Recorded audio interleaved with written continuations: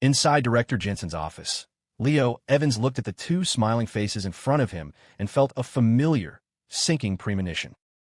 I just remembered Ava asked me to come home for dinner, Leo said, scratching his head with a weak smile. Why don't you two chat? I can come back another day. Julian Reed looked at Leo, amused. Relax, we're not setting you up. You came here about the contract, didn't you? With that, Julian brandished a stack of papers, the ironclad BSO employment contract Leo had signed for Jensen. The moment Leo saw it, his retreating footsteps halted. He remained wary, staring at Julian. What are you two really up to? Leo asked, his tone serious. With that expression, you'd think we were a pair of black-market human traffickers, Julian grumbled. In my eyes, there's not much difference, Leo said flatly. Julian and Jensen exchanged a look inside. How about this, Julian began. To show our good faith, if you just nod your head right now, we'll consider this contract void. How about it? At his words, Leo's eyes lit up. For real? No joke. I'll give it to you directly. Then you'll believe me, right? Julian said, exasperated. He handed the contract straight to Leo, letting him do as he pleased. Julian shot a sidelong glance at Leo, thinking to himself that the kid was far too cautious. It was all Jensen's fault for the way he'd operated before, leaving a lasting and traumatic impression on this pure, simple-minded college student. Holding the contract, Leo blinked, then asked carefully, so I could just rip it up? Go ahead. I said it's yours to deal with, Julian said with a shrug. Hearing that, Leo didn't hesitate for a second. He tore the contract to shreds and tossed the pieces into the trash can. There, he was no longer the head of the special ops team. He was a free man. Leo took a deep breath. He could smell freedom. Ha ha ha. Well then, since that's settled, I won't disturb you any longer. I'm heading out. Seeing the matter resolved, Leo didn't linger and prepared to bolt. Wait a minute, Jensen suddenly said. As Leo stared in confusion, Jensen pulled out a brand new contract from behind his back. Take a look at this, Jensen said. I won't look, and I won't sign. Leo's reaction was explosive. Now, he smelled the conspiracy. Just look at it first. I promise we're not screwing you over this time, Jensen said, his voice full of sincerity. I'm not looking. I don't care what it is. I will absolutely not sign. Not even for money. I wouldn't sign for any amount of money. I, Leo Evans, would rather die broke, jump from the top of this BSO building, than sign another one of your predatory contracts for a few filthy dollars. Leo's voice was impassioned and righteous, as if he and Jensen were mortal enemies. Jensen fell silent for a long moment, then nodded, withdrawing the contract with a sigh. If that's how you feel, then forget it. I won't force you. Oomph. I really thought 3 million would tempt you. I never expected you to have such high moral character. A mere 3 million. Leo's tone shifted instantly. His eyes widened. What did you just say? How much? 3 million. That's right, Jensen said, nodding as if it were the most natural thing in the world. Sign this contract, and $3 million is yours. Dollars? Of course. Ahem. Leo cleared his throat, once again retracting his retreating footsteps. Well, you know, this contract. I suppose I could take a look. Forget it. We shouldn't force you. It's a predatory contract, after all. It's fine. Let me see just how predatory it is, Leo said, rubbing his hands together with a sycophantic grin. As long as the price is right, I'm not opposed to signing a predatory contract. It's not like I haven't done it before. Julian smiled, picked up his teacup, and took a small sip. I like you better when you were being all righteous a minute ago. Go on. Take a look, Jensen said, tossing the new contract to Leo. This time, Leo didn't just skim it like before. He meticulously read every single clause. After being played by Jensen last time, Leo had learned his lesson and crammed on the basics of contract law. While he was no expert, he knew enough to spot the major pitfalls. Make me the acting director, temporarily lead the BSO, and after a 6-month probationary period, I become the official director of the Ethelberg BSO. Leo read this far, then looked up at Jensen in utter shock. You want me to be the director of the BSO? Jensen, have you lost your mind? A muscle in Jensen's jaw twitched. To be honest, he was starting to regret this decision himself. Just tell me if you're signing or not. As soon as you sign, 3 million will be wired to your account. For these 6 months, you'll operate under my command. It's a performance review. Pass the review, and you become the director of the Ethelberg BSO, responsible for every agent under your command. Fail the review, and the contract is terminated. You're a free man, but you have to pay back 2 million. Jensen stated it all plainly. Those are the broad strokes. The decision is yours. Leo raised an eyebrow. A performance review? Did that mean if he signed the contract and just slacked off, making old man Jensen think he was unfit to be director, the worst that could happen was he'd have to give back $2 million. That meant he'd walk away with $1 million scot-free. Leo's eyes instantly brightened. He scanned the contract again, making sure there were no other hidden traps. Deal. I'm in. Leo was hooked again, signing his name without a second thought. This was $3 million, after all. This was enough money to finally get Julian's blessing to marry Ava, all for the price of a signature. Sure, he had a recording of Ava saying she didn't care about a dowry, but what if Julian refused to accept it? Julian and Jensen watched, smiling, as Leo signed his name. All right, the contract is in duplicate. Take your copy with you. The $3 million will be in your account shortly, Jensen said, collecting his copy. If there's nothing else, you can head back. I'll call you when there's a mission. Leo took his copy of the contract, glanced at the two men, and walked out of the office. The moment the door clicked shut, his phone buzzed with a notification, a deposit of $3 million. At the same time, he stared down at the contract in his hand, blinking. He stood there for a long time.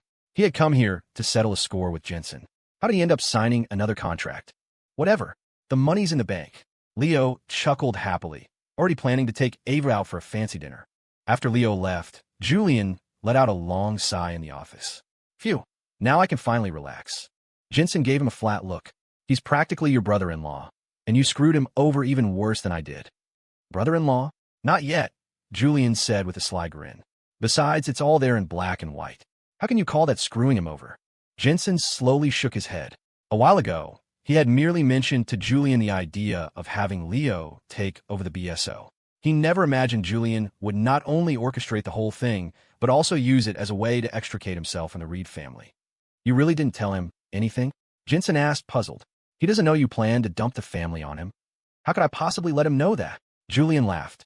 If he knew, he'd run for the hills. With that, Julian stood up and pulled another contract from a drawer. This one stipulated that all personnel of the Reed family were to be officially integrated as members of the Ethelberg BSO. It was already signed by both Julian and Jensen. You wanted Leo to take over the BSO, and I wanted him to take over the family. So, I came up with this solution, Julian said, looking at the contract with a wry shake of his head. From the moment Leo signed that contract, everyone in the Ethelberg BSO was now under his command. And since the Reed family had joined the BSO, that meant Leo had just inherited all of them, too. As for why Jensen agreed to this, the answer was simple. The $3 million came out of Julian's pocket. That $3 million. It was technically his anyway, Julian said with a soft chuckle. After liquidating all of the family's assets, that's exactly what was left over. Since Leo is taking over the family from me, it's only right that the money goes to him. Besides, that money isn't just for him. It's for my sister. Finished, Julian stretched languidly, his voice cheerful. From now on, I'm a free man. I can travel the world, live my retirement. So this is what it feels like to just walk away from it all. No wonder my old man loved pulling stunts like this. What do you plan on going? Jensen asked, curious. If you're traveling, you must have a plan. A plan? Julian shook his head. I don't do those. I'll just go wherever the wind takes me. Maybe look up some old friends for a drink. All right, director, I have a flight to catch. Time to go. Do me a favor and keep an eye on Leo. Knowing his personality, he'll probably try every trick in the book to fail your so-called performance review. You can handle that however you see fit. With that, Julian grabbed a suitcase from the corner, gave Jensen a wave, and walked out of the office. Jensen watched him go, then leaned back on the sofa, closed his eyes, and pinched the bridge of his nose. 6 months, huh? Leo wasn't going to make those 6 months easy. He'd only been in Westlake City for a few days and had turned the place upside down. For a moment, Jensen truly didn't know what to do with him. Everywhere he went, chaos followed. Wait. Suddenly, Jensen's eyes snapped open, a glint in them. If Leo was a chaos agent, maybe the best solution was to send him to a place even more chaotic. It might just have an unexpected effect. And as it happened, just such a place existed. Maybe I'll send him there to raise some hell. But the situation there is even more complicated than Westlake City was. This will require some careful planning. Jensen picked up a stack of files from his desk and began to mull over the possibilities. When a delighted Leo returned home, Ava was on the phone. Yeah, okay, I get it. But why don't you tell Leo yourself? Hearing the door, Ava turned and saw Leo. Perfect timing, Leo's back. You can tell him. Hello, Julian. You were talking to Julian? Leo asked, confused. Yeah, weird. The second he heard you were back, he hung up. What did he say to you? Leo felt that familiar, sinking premonition again. Ava took a deep breath and, mimicking Julian's tone, recited, "The Reed family is now under the BSO's jurisdiction. I owe you one for this. Consider the dowry paid. Take good care of my sister." That's what he said, word for word. Ava finished, blinking her large eyes in confusion. What does that even mean? I don't get it. And what's all this about a dowry? But Leo just stood there, frozen, as if struck by lightning. The Reed family, assigned to the BSO? He flashed back to the smiling faces of Julian and Jensen in the office. In that instant, Leo understood. He'd been had. That contract wasn't just about taking over the BSO. Julian had bundled the entire Reed family along with it and handed it all to him. "Julian Reed, you son of a bitch. You're a real piece of work. Your brother. Where's he now?" Leo asked. "He said he was going traveling and told you not to contact him," Ava said, then added, "He's probably on a plane by now." Leo clenched his fists, taking a deep breath to calm himself. The situation wasn't irreversible. As long as he didn't officially become the director, things weren't a total disaster. Besides, the money was already his. All he had to do now was slack off masterfully. He refused to believe Jensen would actually entrust the BSO to him. He'd run the place into the ground in 5 minutes flat. "What is going on?" Ava demanded, still completely in the dark. So, Leo explained everything that had happened in Jensen's office, and even showed her the contract. "See? Look how your brother set me up," Leo complained. Ava took the contract, amused, and scanned it. Then she gasped, $3 million? Okay, now she understood why Leo had fallen for it. For a college student like Leo, that number was completely irresistible. He was hooked line and sinker. "Hey, wait a minute," Leo said suddenly, a realization dawning on him. "The Reed family now belongs to the BSO, and I'm technically the highest-ranking person in the BSO besides Jensen. And you remember the Reed family. That's undeniable." Which meant, "Ava, I think that makes me your boss now." Huh, Ava frowned. Was that right? "So what are you getting at?" Leo looked at her with a wicked grin, rubbing his hands together. "Hey, your boss is now planning to exercise his executive privileges." "Leo, don't you dare." MMPH. Before Ava could finish, Leo had already tackled her on his sofa. About half an hour later, Leo stood up, wiping his lips with satisfaction. Ava sat up on the sofa, her face flushed crimson. She straightened her disheveled clothes, breathing lightly, and glared at Leo with a mixture of shame and indignation. She looked just like a perfectly ripe peach. Ever since he'd returned from West Lake City, Leo had gotten progressively bolder. Before, he and Ava had mostly stuck to hugging and the occasional kiss. Now, they were kissing several times a day, each time lasting longer than the last, and Leo's hands were getting increasingly adventurous. It was as if some internal lock had been broken, and his courage was growing by the day. At this rate, they would do everything there was to do long before they ever got married. Ava decided it was time to impose some sanctions. You're sleeping in your own room tonight," she declared, puffing out her cheeks. "What?" Leo was stunned. "And you're banned from my room for 3 days." "Why?" Leo protested. "This is my house. I can sleep wherever I want." "Sorry, but this isn't your house anymore," Ava said with a sly smile. "The day I moved in, my brother contacted the landlord and bought the place." "What?" Leo felt like he'd been struck by lightning. "Why didn't I know about this?" "You never asked." Ava stood on her tiptoes, getting close to his face, and tilted her chin up triumphantly. "So, you're actually living in my house now. Understand? I have every right to kick you out. But since you're my boyfriend, I'll be merciful and let you stay. For now. But if you make me unhappy, out you go." Leo trembled. He couldn't believe that, without his knowledge, his apartment had changed owners. Technically, it was never his to begin with, since he was only renting. But still, he had to condemn this kind of brazen, capitalist robbery. "Ava, don't forget, I have $3 million now," Leo said, affecting an air of indifference. "Even if you kick me out, I can immediately buy a bigger, better place than this." In the past, Leo might have surrendered, but not now. Now, he was Leo $3 million Evans. He would never surrender to capital. "Is that so? Well, that's a real shame," Ava sighed theatrically. "Quinn gave me a few new outfits the other day.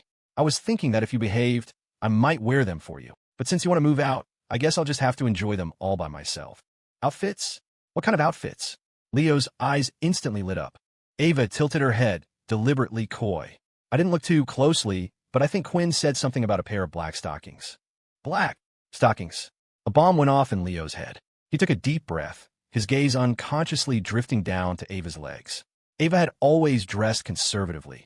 He'd never seen her in stockings. At the thought, he swallowed hard. If stockings were on the table, maybe he could compromise with capital just this once. Ava, I was just kidding. How could I ever leave you? Leo's demeanor changed in a flash as he wrapped his arms around her with a goofy grin. Oomph. Didn't someone just say he was going to buy a bigger, better house?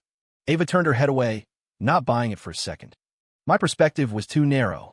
How big does a house need to be? Ava, you're way more important to me than any house. As the saying goes, a person is like a flower in a vase. Life is a tangled mess, and no matter how big a house you buy, it's just a temporary shelter.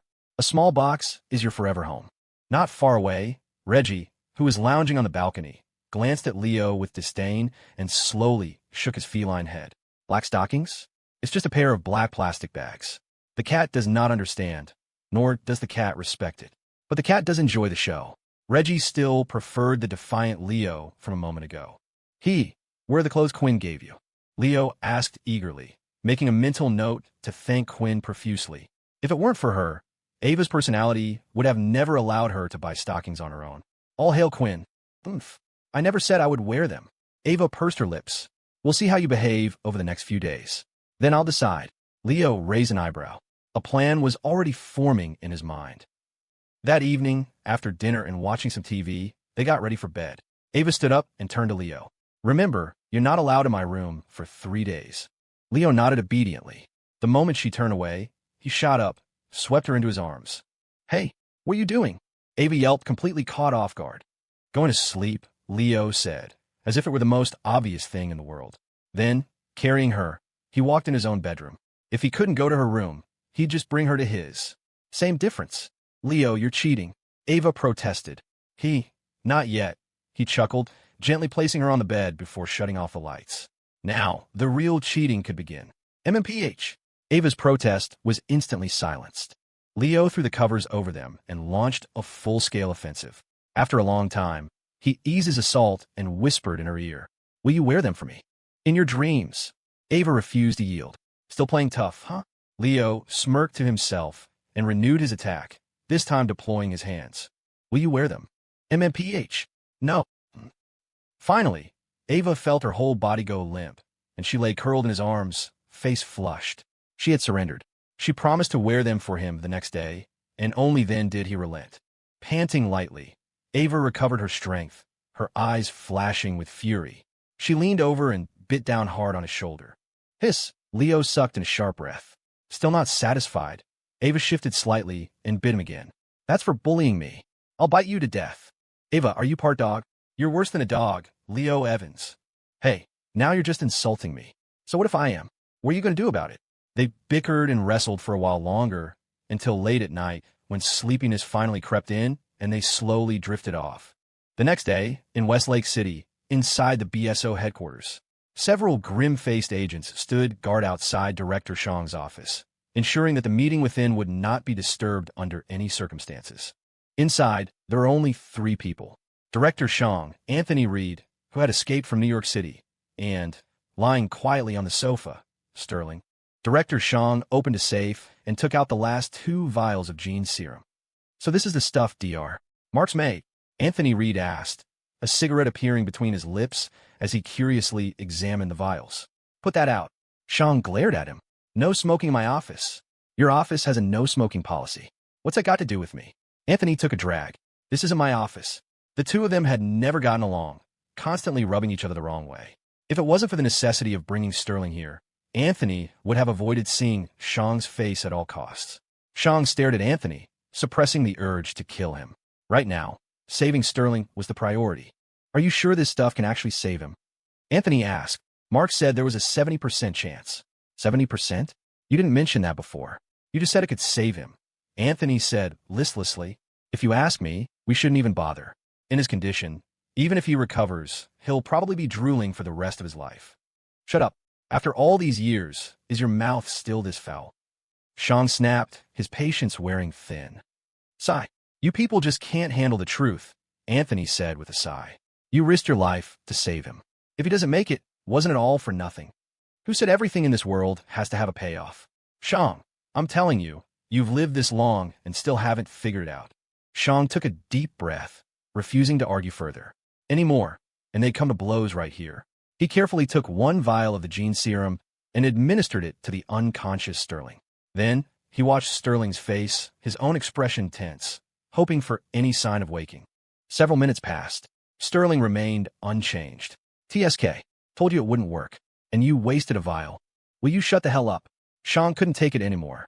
Fine, I won't talk. Anthony shut his mouth and held up his hands, gesturing for Shang to continue his performance. Shang's face was a mask of uncertainty. Was one vial not enough? But there was only one left. He had asked Henry Yin if he could replicate the serum, but Yin had explained he was only involved in parts of the process. The core formula was handled by Dr. Marx alone. He couldn't make it himself. Shang had been planning to give the last vial to Yin for research, hoping he could reverse engineer it. As Marx's student, Yin was the most likely person to succeed. If I'd known, I never would have used it on Melina Thorne. Shang thought with a pang of regret, but it was too late now. After a long hesitation, Shang made his decision. He reached for the last vial. You're going to use it. Anthony couldn't help but interject. If one didn't work, what makes you think two will? Then what do you suggest? Shang roared back. What can you do besides stand there and make snide remarks? That's rich. If it weren't for me, would Sterling even be here? You'd be feeding that serum to the dogs. If you have a better idea, then do it. I'm the one who saved him. I'm not allowed to have an opinion. As they argued, neither noticed the man on the sofa slowly opening his eyes. The world before him shifted from blurry to sharp. Huh? Where am I? So noisy. Is that Shang and old Anthony? Why are they fighting again? I should be at the Vance estate, right? Sterling's mind was filled with questions, but he had only one immediate goal, to make Director Shang and Anthony Reed shut up. It was just too loud. Stop arguing. Sterling forced the words out with all his strength. Though his voice was quiet, the two arguing men were sharp enough to catch the third voice that didn't belong to them. They whipped their heads around, their eyes meeting Sterling's weary gaze. Holy shit!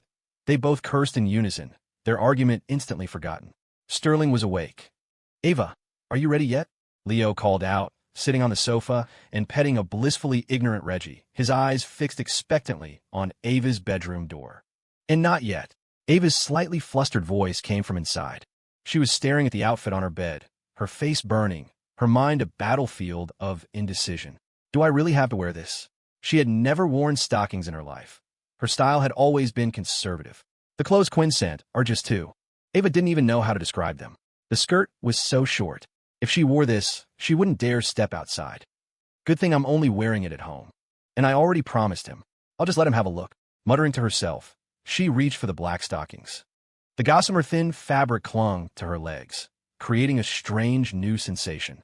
After putting them on, Ava, blushing, pulled on the black miniskirt. The top was a form-fitting, cream-colored crop top with a deep V-neck that perfectly showcased her elegant neck and collarbones. Outside, Leo was getting impatient. He stood up and knocked on her door. Ava, are you done? He hadn't expected her to leave the door unlocked. A light tap was all it took for it to swing open. Ava was only halfway dressed when she saw Leo walk in. She froze. Leo froze, too. His eyes darted down to her legs, and he swallowed hard. Because Quinn knew Ava's figure perfectly, the clothes she'd bought were incredibly flattering, accentuating all of Ava's best features, especially her legs. You, get out. Ava quickly finished dressing, her voice a flustered squeak. Get out? There was no way Leo was getting out. He shut the door behind him and took a step towards her. What are you doing?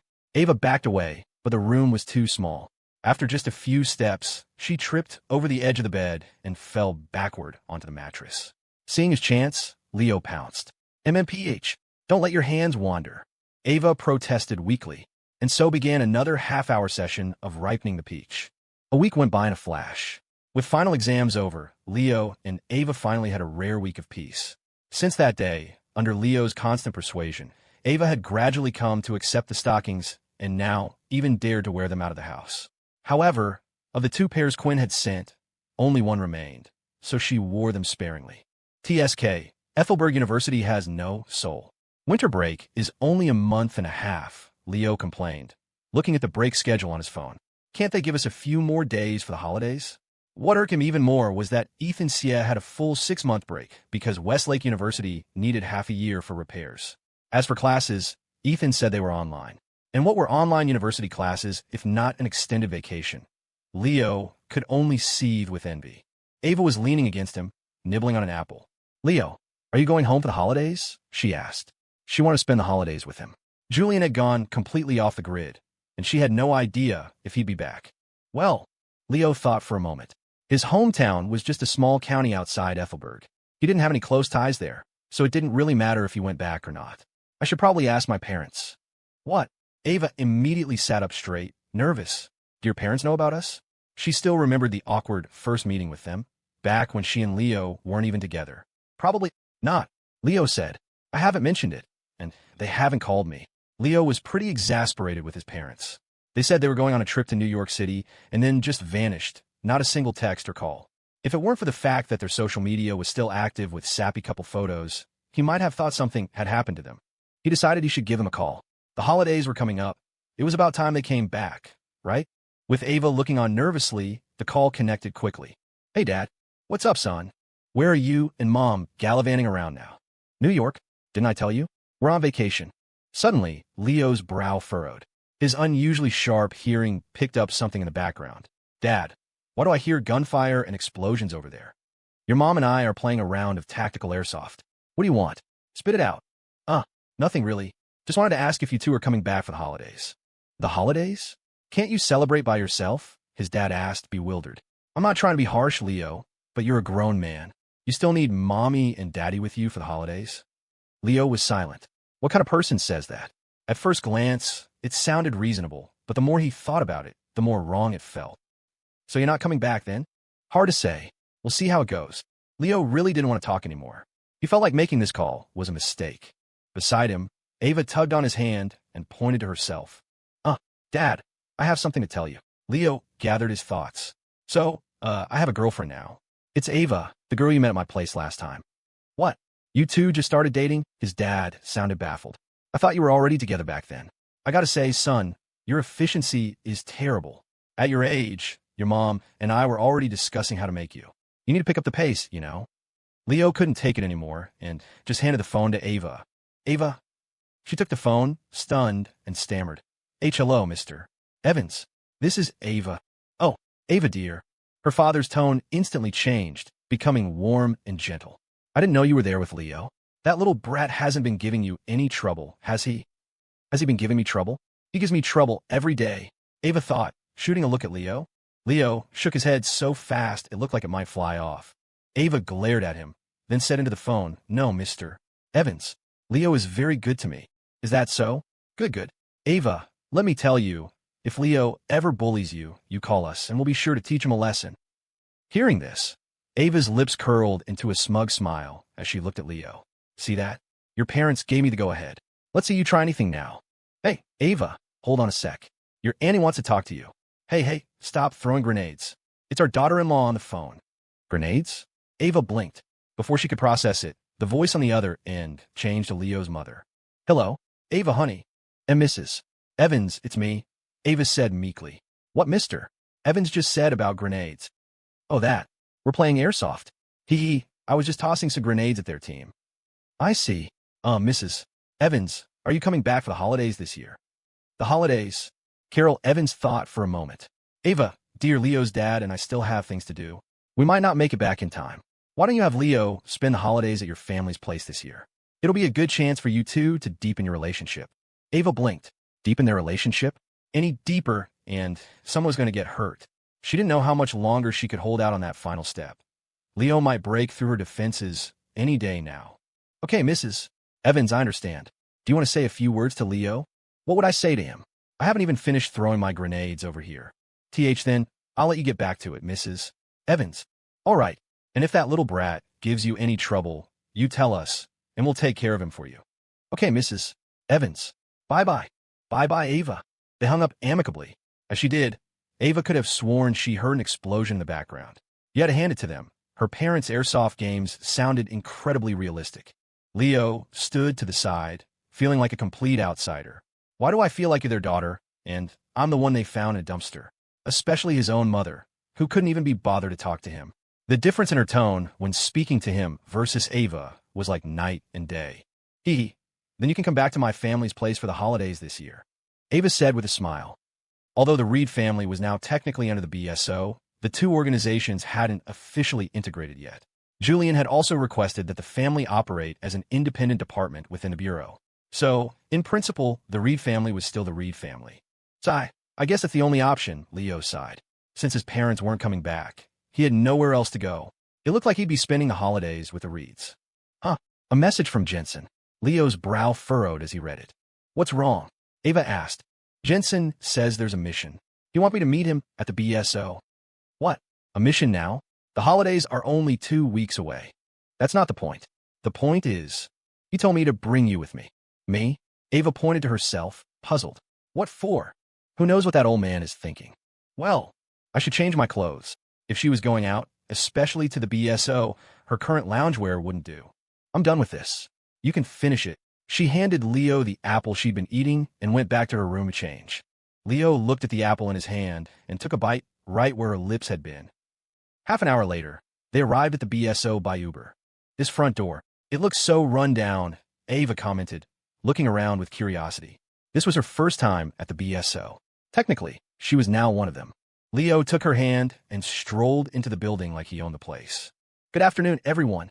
Working hard, I see, he called out, waving cheerfully, his voice booming through the office. Heads turned. Every agent who looked at him had an expression like they just tasted something foul. Some of you may have met her, but allow me to introduce Ava Reed.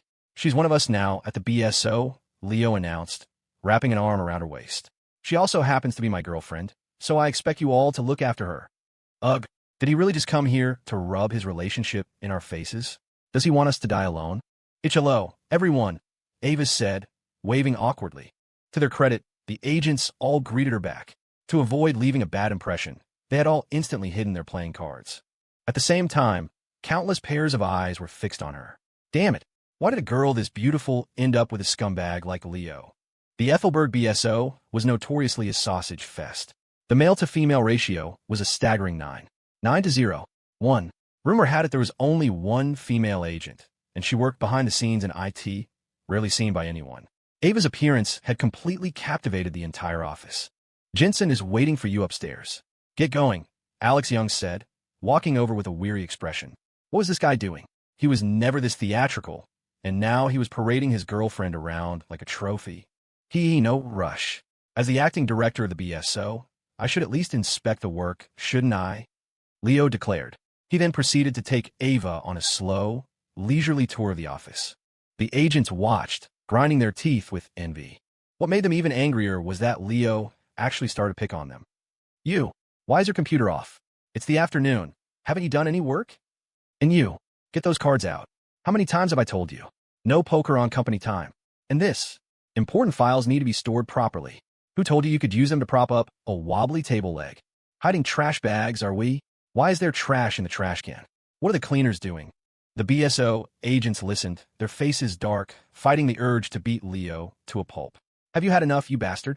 Every single thing you're complaining about. You were the one who started it. Just the day before yesterday, you came here during work hours to play cards and won a few $100 off us. And now you're saying no cards? Oh, you're so high and mighty. Sigh, your work is a great disappointment to me, Leo said, shaking his head. I expect all of this to be corrected by the time I come back down. The BSO doesn't pay you to sit around and play cards. Shape up or ship out. You're the one who should ship out. The agents watched Leo's retreating back as he went upstairs, fists clenched, whispering among themselves. Should we just kill him? Kill him? Did you see what happened to the people in Westlake City who tried that? Not to mention he's our boss now. Besides Jensen, he's the highest rank here. So what do we do? Throw out the cards like he said. The hell we will. Next time he wants to play, and there are no cards, he'll have a fit, you watch. Ignore him. Business as usual. Let's get back to it. The agents went right back to their card game, completely ignoring Leo's words. As Ava went upstairs, she glanced back. The people at the Ethelberg BSO were a bit different for what she'd imagined. They had a very relaxed vibe, not like the agents in Westlake City, who looked like they were heading into battle every day. They reached Jensen's office, and Leo knocked politely. Enter. Leo pushed the door open and led Ava inside. Jensen was at his desk, frowning over a stack of files. Jensen, what's up? Why did you insist I bring Ava? Leo asked, getting straight to the point.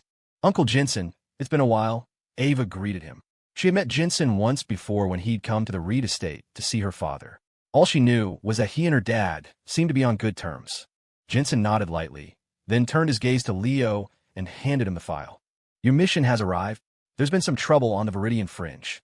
We've lost contact with several of our agents there. According to the last agent's report, the place is a powder keg. A rising power and an old guard faction are planning to form a new organization to completely lock down the region. The BSO doesn't have a branch in Viridian, so you have two objectives. First, take a team and establish a small BSO outpost there. Second, go there and raise hell. I don't care how. The bigger the better. Leo raised an eyebrow. The bigger the better? If you say so, then I'm really going to let loose. The Viridian Fringe. Where's that? I've never heard of it. Jensen's expression was grim. Officially, it's called Viridian, but most people call it the Gray Zone. The Gray Zone. Leo frowned. You mean where the Warren Collective used to be based? Exactly. Bartholomew Warren led his family out of the Gray Zone, Jensen confirmed, then added, and I have another piece of intelligence you might be interested in. What is it? Arthur Wallace was spotted in Viridian not long ago. Leo's eyes flashed. Arthur Wallace had gone back to Viridian? That meant there was a high probability Dylan Miller was there, too. What were they doing there? Leo's mind raced with questions. To be honest, he didn't want to go on this mission. The holidays were just around the corner. But now that Dylan was involved, he felt he had to check it out. What does establish a BSO branch mean? Leo asked. Find a building, hang a BSO sign on it, make sure there are BSO agents inside, and ensure they don't get wiped out by the other factions. It's that simple. Given the current situation in Viridian, the moment you hang that sign, they'll be on you. Leo blinked. Seriously? He had assumed it would be like Westlake City, where no one dared to mess with the BSO. From the way Jensen was talking, Viridian was in a whole other league of chaos. Then why did you ask me to bring Ava? Leo asked. Ava had been standing quietly to the side the whole time, not interrupting their conversation. Jensen glanced at Ava, then pulled a contract from his drawer and handed it to her. Leo's eyebrow twitched. He was starting to have a Pavlovian response to contracts. Ava took the document and looked at it. It's a letter of appointment, Jensen explained. I want you to serve as the overall commander for this operation. Your primary duty will be to command Leo. What? Leo's voice shot up several decibels. He pointed at Ava. You're making her the commander, and she's commanding me? Jensen nodded calmly. This was a decision he had carefully considered. Letting Leo loose in Viridian would undoubtedly cause a massive scene, which was what he wanted. But he was afraid things might spiral out of his control. He needed someone with a level head to keep Leo on a leash. And Ava was the perfect candidate. After all, no one else could possibly control him. Ava blinked, looking from the contract to Leo. She could command Leo. Leo was shaking his head like a madman, signaling for her to absolutely not sign it.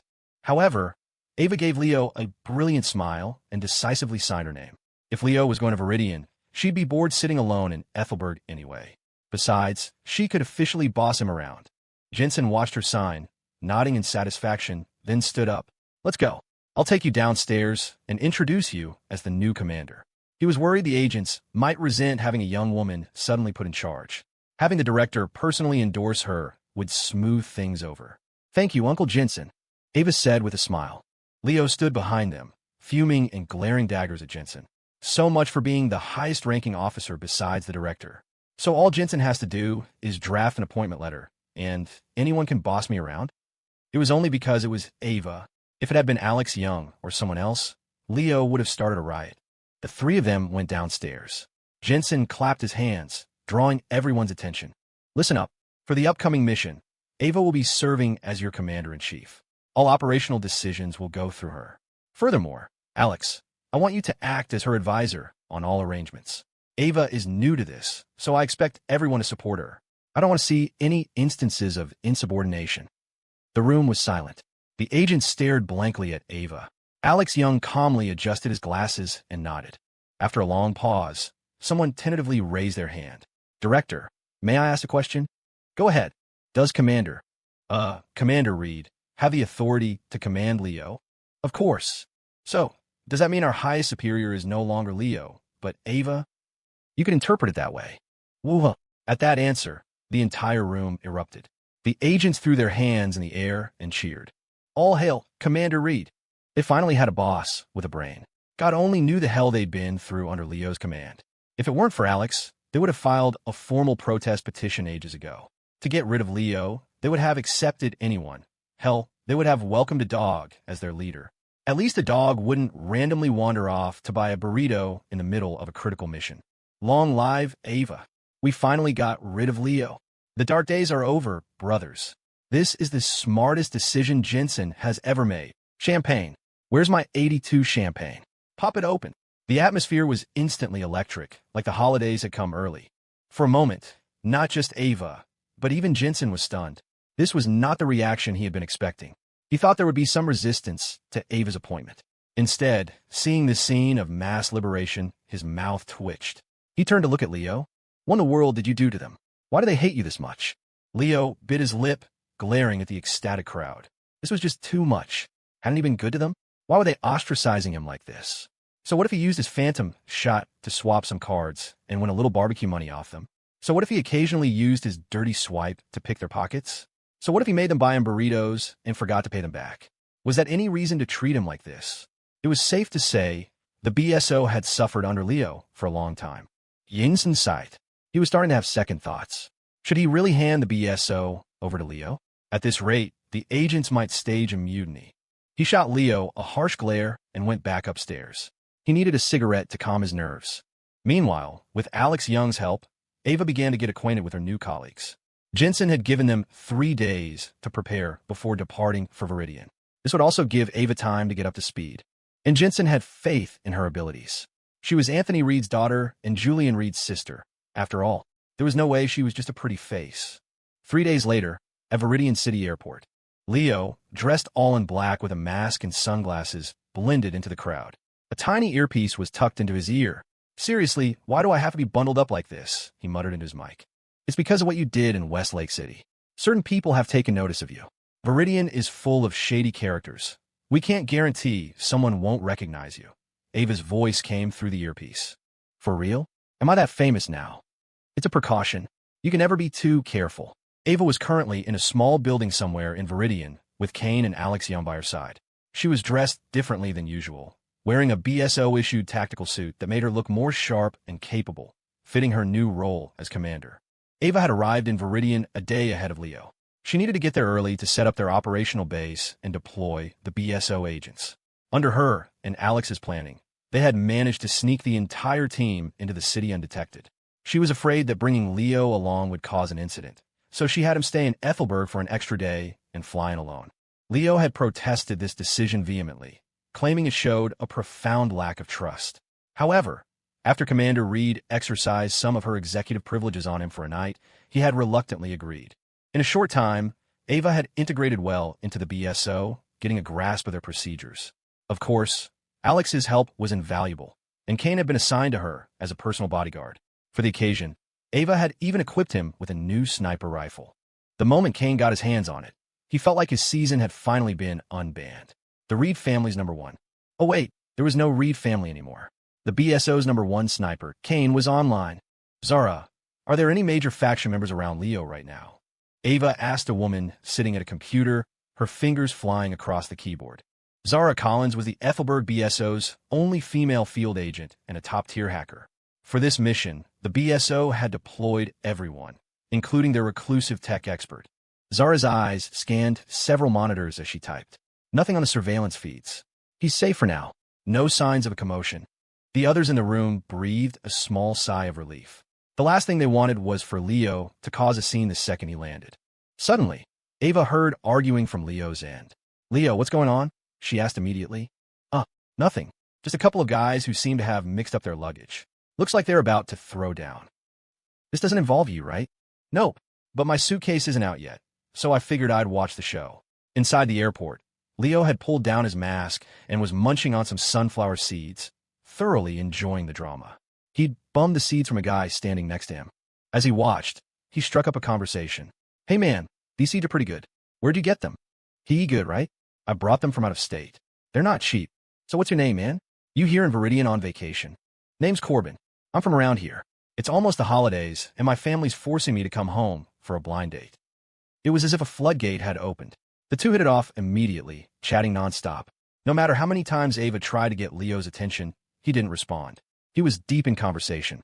Responding to her would look suspicious. Corbin, you don't look that old. Your family's in that much of a rush to get you married. Tell me about it. I'm only 26, Corbin said with a sigh, then asked Leo, "Hey little bro, I didn't catch your name. You must be here on vacation, right? Your accent isn't local." "Oh, my name's Leo started, but was cut off by Ava shouting in his ear. "Idiot, don't you dare tell him your real name." "Leo, what?" Corbin asked. Leo paused for a moment, then said, enunciating each word, "My name is Leo Jr." "Leo," Ava shrieked in his ear, on the verge of a meltdown. "Couldn't you have come up with a different name?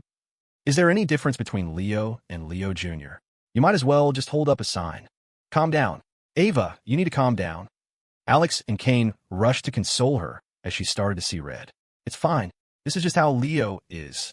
You'll get used to it. Is this what it was like for you guys on missions with him?" Ava asked, biting her lip. Kane and Alex just nodded silently. Ava looked at them with a newfound sympathy. She finally understood why Jensen had made her the commander. Leo absolutely could not be left to his own devices. "Leo Jr." Corbin blinked, then laughed heartily. "That's a great name. Tell you what, don't call me Corbin. My full name's Corbin Croft. Since fate brought us together, if you don't mind, you can call me Brother Croft. Here's my number. Your Brother Croft has a bit of pull here in Viridian. If you run into any trouble on your trip, just give me a call. I'll sort it out for you." Leo looked at him, confused. This was the first time they'd met. Why was he being so friendly? Were people in Viridian just as hospitable? They exchanged numbers. Corbin grabbed his luggage and waved goodbye. "Junior, I've got to run, but if you have time later, I'll invite you over to my place." With that, he pulled his suitcase and left the airport. Only after he was gone did Leo dare to speak into his earpiece. "Ava, how did I do? Not bad, right?" he asked, expecting praise. "Get your luggage now and take an Uber over here," Ava said through gritted teeth. Leo frowned, hearing the edge in her voice. What was wrong now? He thought his performance had been flawless. Meanwhile, Kane and Alex breathed a simultaneous sigh of relief. Thank God for Ava. If it had been them, they would have lost contact with Leo by now. That guy had a habit of just hanging up whenever he felt like it, making communication a nightmare.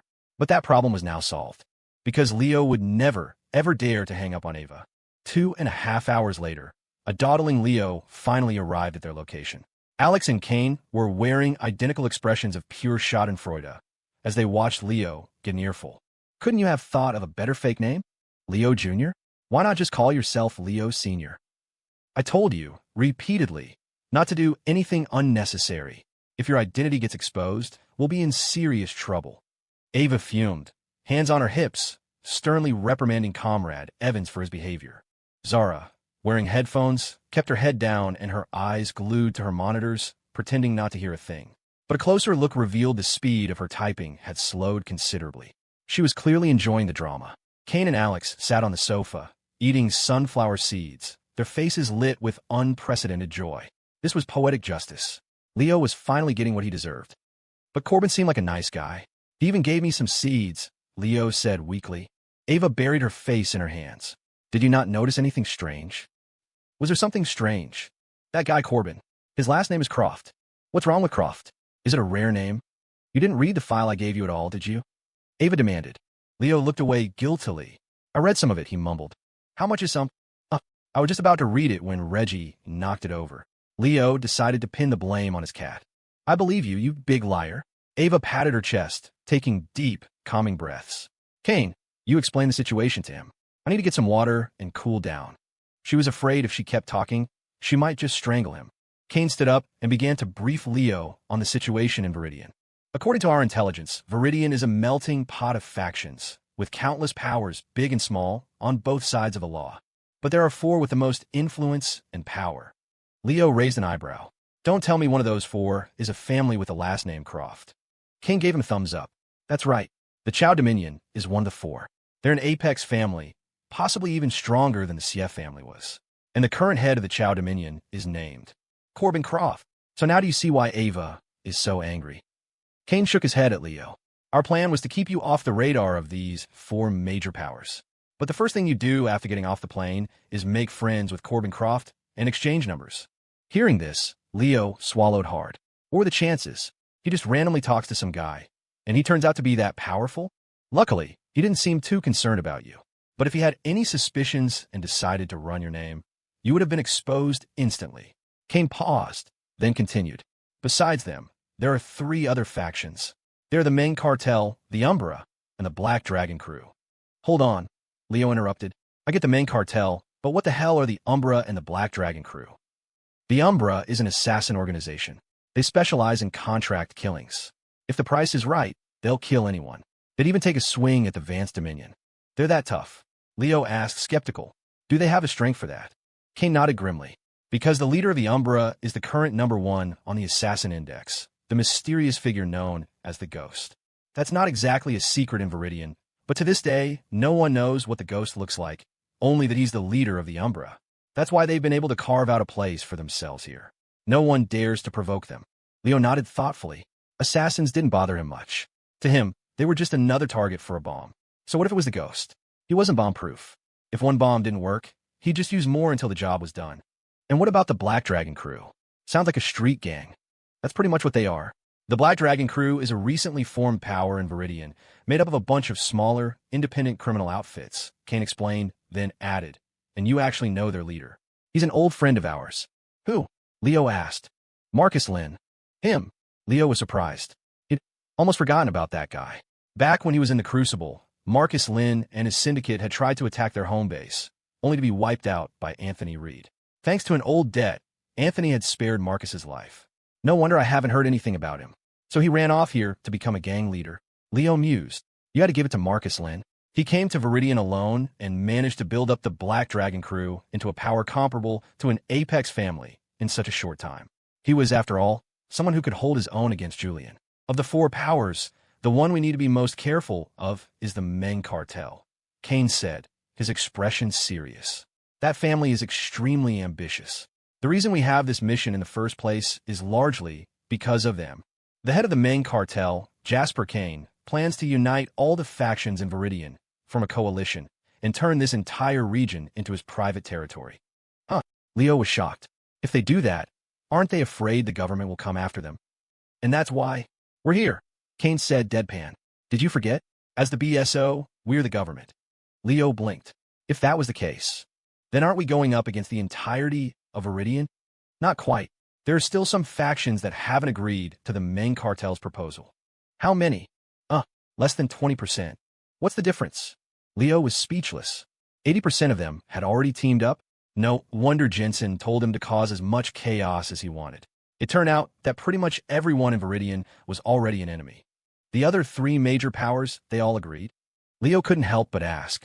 Kane nodded. According to our intel, in 7 days, the 4 major powers are scheduled to sign the agreement. The director's orders are to either wipe them all out, or make sure their agreement falls apart, and then wipe them all out one by one. So, basically, we have to wipe them out. Leo's mouth twitched. Then why go through all the trouble? Why not just blow up all of Viridian and be done with it? You're a monster, you know that. Kane shot back. This wasn't a factory or a single family estate. This was an entire, populated region. You couldn't just blow it up. Bombing them one by one works too. That Corbin Croft guy said he'd invite me over to his place. We could start by blowing up the Chow Dominion. Just pause that train of thought right there. Kane quickly shut down Leo's idea. According to our original plan, we were going to infiltrate the 4 major factions first to gather more specific intelligence before making a move. Infiltrate? We can do that, Leo asked. It's not possible with the family factions, obviously.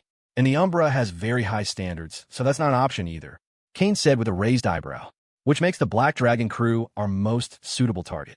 The Black Dragon crew is a mixed bag, made up of all sorts of low-level gangs. They'll take anyone. Starting with them is our best bet, and we already have someone who has successfully infiltrated their ranks. Already, Leo was surprised. That was fast. Who is it? Marco. Marco? Isn't he a race car driver? He knows how to be a spy too. Now Leo was genuinely shocked. It was one thing for Marco to be a good driver, but how was he so skilled in other areas too? He never told you. Kane looked at him, puzzled. Before he became a racer, he was the leader of a small gang in Ethelberg. The man has led a colorful life, Leo said, rubbing his nose. What was that saying? A gangster who can't race isn't a good spy. What about me? Leo pointed to himself excitedly. What do I do? Do I get to be a spy too? He'd never been a spy before in his life. Just then, Ava walked over. You a spy? Even if you were burned to ashes, Marcus Lynn would recognize you in a heartbeat. But I have. Leo was about to say he could use his doppelganger skill, but the words died on his lips. He remembered the skill only lasted for 30 minutes. Damn it, useless system. However, since you've already made contact with Corbin Croft, there's another matter you can get involved in, Ava said, then glanced at Alex Young. Alex immediately understood. He stood up, pulled a photo from his pocket, and handed it to Leo. Corbin Croft has a high school-age sister named Raina. She attends Viridian High. We were originally planning to send someone in to make contact with her. Now, it seems you're the most suitable candidate for the job. Leo took the photo and looked at the picture of the pretty young girl, shaking his head and clicking his tongue. You people are ruthless. She's just a kid. What are you thinking? We just want to use Raina to figure out the Chow Dominion's real position. Ava explained. From what we can tell, while they've publicly agreed to the alliance, they're actually somewhat resistant. We want to see if we can use Raina to get her family to switch sides. On our own, it will be difficult to fight Viridian's united front, not to mention a lurking Marcus Lin. If he finds out we're in Viridian, he'll stop at nothing to come after us. I see. Leo nodded, understanding Ava's meaning. They wanted to turn the Chow Dominion. While it wasn't being a spy, this mission still sounded interesting. If he succeeded, and the Chow Dominion suddenly backstabbed the others during the alliance meeting, that would be a spectacular scene. So how do I get close to this Raina? Leo asked. Alex adjusted his glasses. We can arrange for you to be a teacher at Viridian High. Considering you probably returned all your academic knowledge to your professors after graduation, we suggest you take on the role of a gym teacher. With your physical abilities, that shouldn't be a problem. Are there any other options besides gym teacher? Leo asked. If he was a gym teacher, would he ever even get to teach?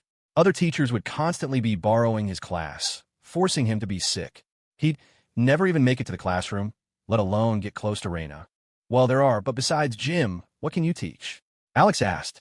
Leo blinked. He suddenly remembered a skill he had recently acquired. I could be a music teacher. Ava? Alex? Kane? You? Leo Evans, a music teacher? Kane's mouth twitched. Leo, the sound of an explosion doesn't count as music. Ava and Alex nodded vigorously in agreement. Who are you looking down on? Leo said, offended. He was going to show them.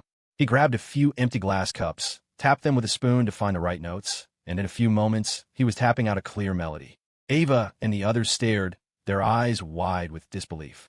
No way, man. You can actually do it. You learned this online too. Kane asked. Leo nodded, not the least bit embarrassed.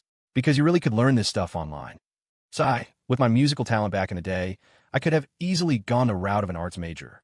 Leo said with a melancholic sigh. But alas, that fateful rainstorm ruined my artistic dreams. In the end, with no other options, I had to take the college entrance exams, casually scored first place, and got into Ethelberg University. Sigh, life is so unpredictable. A musical genius, buried just like that. The others stared at him, their faces blank, completely unimpressed. They didn't believe a single punctuation mark of his story. All right, since you have the ability, being a music teacher works. Alex said.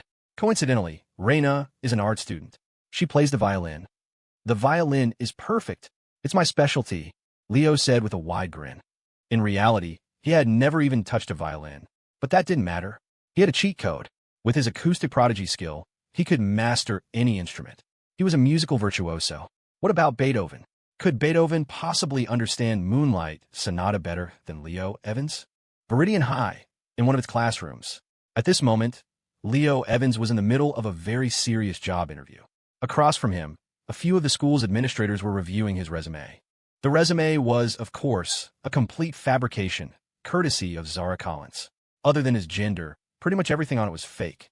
Oh wait, his zodiac sign was real. Noble Capricorn. The lead interviewer adjusted his reading glasses, scrutinizing the name on the resume. You are Mr. Leo Augustine. Is that correct? Yes. It's a good name, isn't it? Leo said, blinking his bright, innocent eyes. He put a lot of thought into this particular alias. Something simple like Leo Jr. had been shot down by Ava without a second thought. To better fit the image of a teacher, Ava had even insisted he wear a pair of glasses, doing her best to make him look refined, gentle, and harmless. Yes, it's a fine name, the interviewer said. I see here that you graduated from Ethelberg University with a degree in music education, correct? That's right. I was surrounded by all sorts of instruments growing up. I can blow, bow, pluck, and sing, master of all trades. I even brought my trombone. Perhaps I could play a little something for you all right now. As he spoke, Leo reached beside his chair and produced the instrument he'd prepared. The administrators' faces paled. They quickly held up their hands to stop him. No, that won't be necessary. At their age, a blast from trombone was the last thing their hearts needed. Well, Mr. Augustine, the situation is this. Our arts program is indeed in need of a music teacher. The interviewer paused, choosing his words carefully. However, the students in this particular class can be a bit difficult to manage. The pressure will be significantly higher than in other classes. We're telling you this up front to avoid any trouble down the line. We need to know if you can accept these conditions. Hearing this, Leo elegantly adjusted his glasses, his voice the picture of cultured grace. Gentlemen, from the moment I set foot on the path of education, I have always believed that there are no unruly students, only incapable teachers. As a music teacher, it is my duty to use music to help students see the beauty in this world, to instill in them a proper moral compass. If you can place your trust in me, please entrust that class to me. I am certain I can reach those students. Leo delivered the speech with such a gentle, earnest tone that his entire presence seemed to swell. It was as if he were glowing. The administrators exchanged stunned glances, sizing him up with newfound respect. Damn, this young man. He's got conviction. If every teacher had this kind of dedication, what worries would there be for our children's future?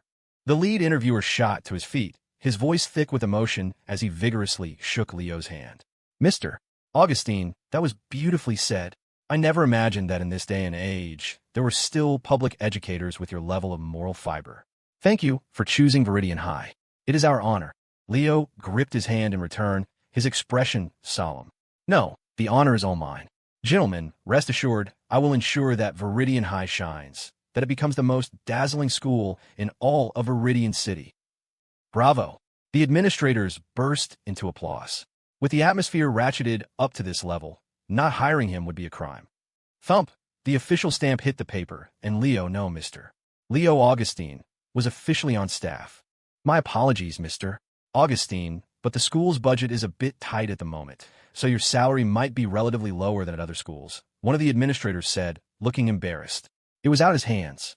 Viridian was in chaos, and the funding allocated to schools was shrinking by the day. That's not a problem, Leo said, shaking his head with a serene smile. The salary is irrelevant. This is for the children. He had $3 million in his account anyway. A teacher's salary of a few thousand a month wasn't even a rounding error to him. With that one line, Leo's stature grew even larger in their eyes. Mr. Augustine, you truly put us old-timers to shame. They all looked down abashed. They were decades older, yet their dedication paled in comparison to this young man's. Come, Mr. Augustine, I'll take you to meet our principal. Of course. Leo followed the grade-level director out of the room and toward the principal's office. Behind them, the other administrators watched him go, sighing with admiration. What a fine young man, a model teacher, and he's handsome, polite, and so humble. We'll have to look out for that kid. Teaching the arts class is no easy job. You're right. Soon, they arrived at the principal's office. Our principal's name is Chapman, Mr. Chapman. Unless he's out on business, he's usually in his office. Leo nodded with a smile. The director raised a hand and knocked gently. Knock, knock, knock. Come in, a low voice called from within. The director pushed the door open to reveal a middle-aged man hunched over a desk, writing something. Principal Chapman, I brought the new teacher to meet you. Mr. Chapman lifted his head slightly and glanced at Leo. This is Mr. Leo Augustine. He'll be teaching music for the arts class. A very fine young man, the director praised. Principal Chapman, it's a pleasure, Leo said with a slight bow. Leo Augustine. Chapman murmured the name to himself before addressing Leo directly. That group of students in the arts class is trouble. We'll be counting on you to put in the extra effort. Of course. It's what I'm here to do. Chapman nodded, then looked back down at his desk, resuming his writing without another word. Leo squinted from a distance, trying to see what the principal was so engrossed in. The angle was bad, but he could make out the 3 large words at the top of the page. Complaint letter. The director didn't dare interrupt further. He gave Leo a look, and the two quietly exited the office. Don't mind him, the director explained. Our principal is like that. He seems cold, but he has a good heart. He's just not one for small talk. All right, let me take you to the arts class now. There are fewer than 20 students, but don't let the small number fool you. Each one is more trouble than the last. A few of them come from influential families, so you have to be extra careful when dealing with them. Hearing this, Leo's eyes narrowed slightly. Influential families. Perfect. He specialized in dealing with people from influential families. Willa, I heard your brother's back in town. Is it true? Inside the arts classroom, a boy with an earring and a reckless smirk sat on the desk across from Willa Shaw. He stared at her shamelessly, his tone mocking. "Why don't you set up a meeting? I want to see what my future brother-in-law looks like." Willa wore a baseball cap, pulled low, her hands stuffed in her pockets. She gave him no reaction at all. His taunt landed with a thud, making him feel like a clown. "Willa, don't push it," he said, his voice dropping. "I'm telling you, my brother just joined the Vipers. If you get with me now, nobody in this whole damn school will dare to mess with you." At that, Willa finally reacted. She slowly lifted her head, her icy eyes meeting his. "Seth," she said, her voice flat, "this is your last warning. Stay away from me. I don't care if your brother joined the Vipers or the goddamn Garden Snakes. If you harass me again, you can say goodbye to that little worm between your legs." The class fell silent. All eyes were on Willa and Seth. A few students started whispering, enjoying the show. "Look, Seth's going after Willa again. That's our girl Willa. All action, no talk. How many times has he been shot down? We have 2 bombshells in this class, Willa and Raina. Why does he only go after Willa? Duh. They're both the prettiest, but don't forget, Raina's last name is Croft. No matter how tough Seth's brother is, he wouldn't dare mess with the Chow Dominion. Willa, on the other hand, has no family backing. She's an easier target. TCH, picks on the weak and fears the strong." The whispers weren't quiet, and every word reached Seth's ears. But what infuriated him more was what Willa had just said. His face darkened, and he glared at her, grinding his teeth. "Fine, Willa Shaw. I'll remember that. You'd better not regret it."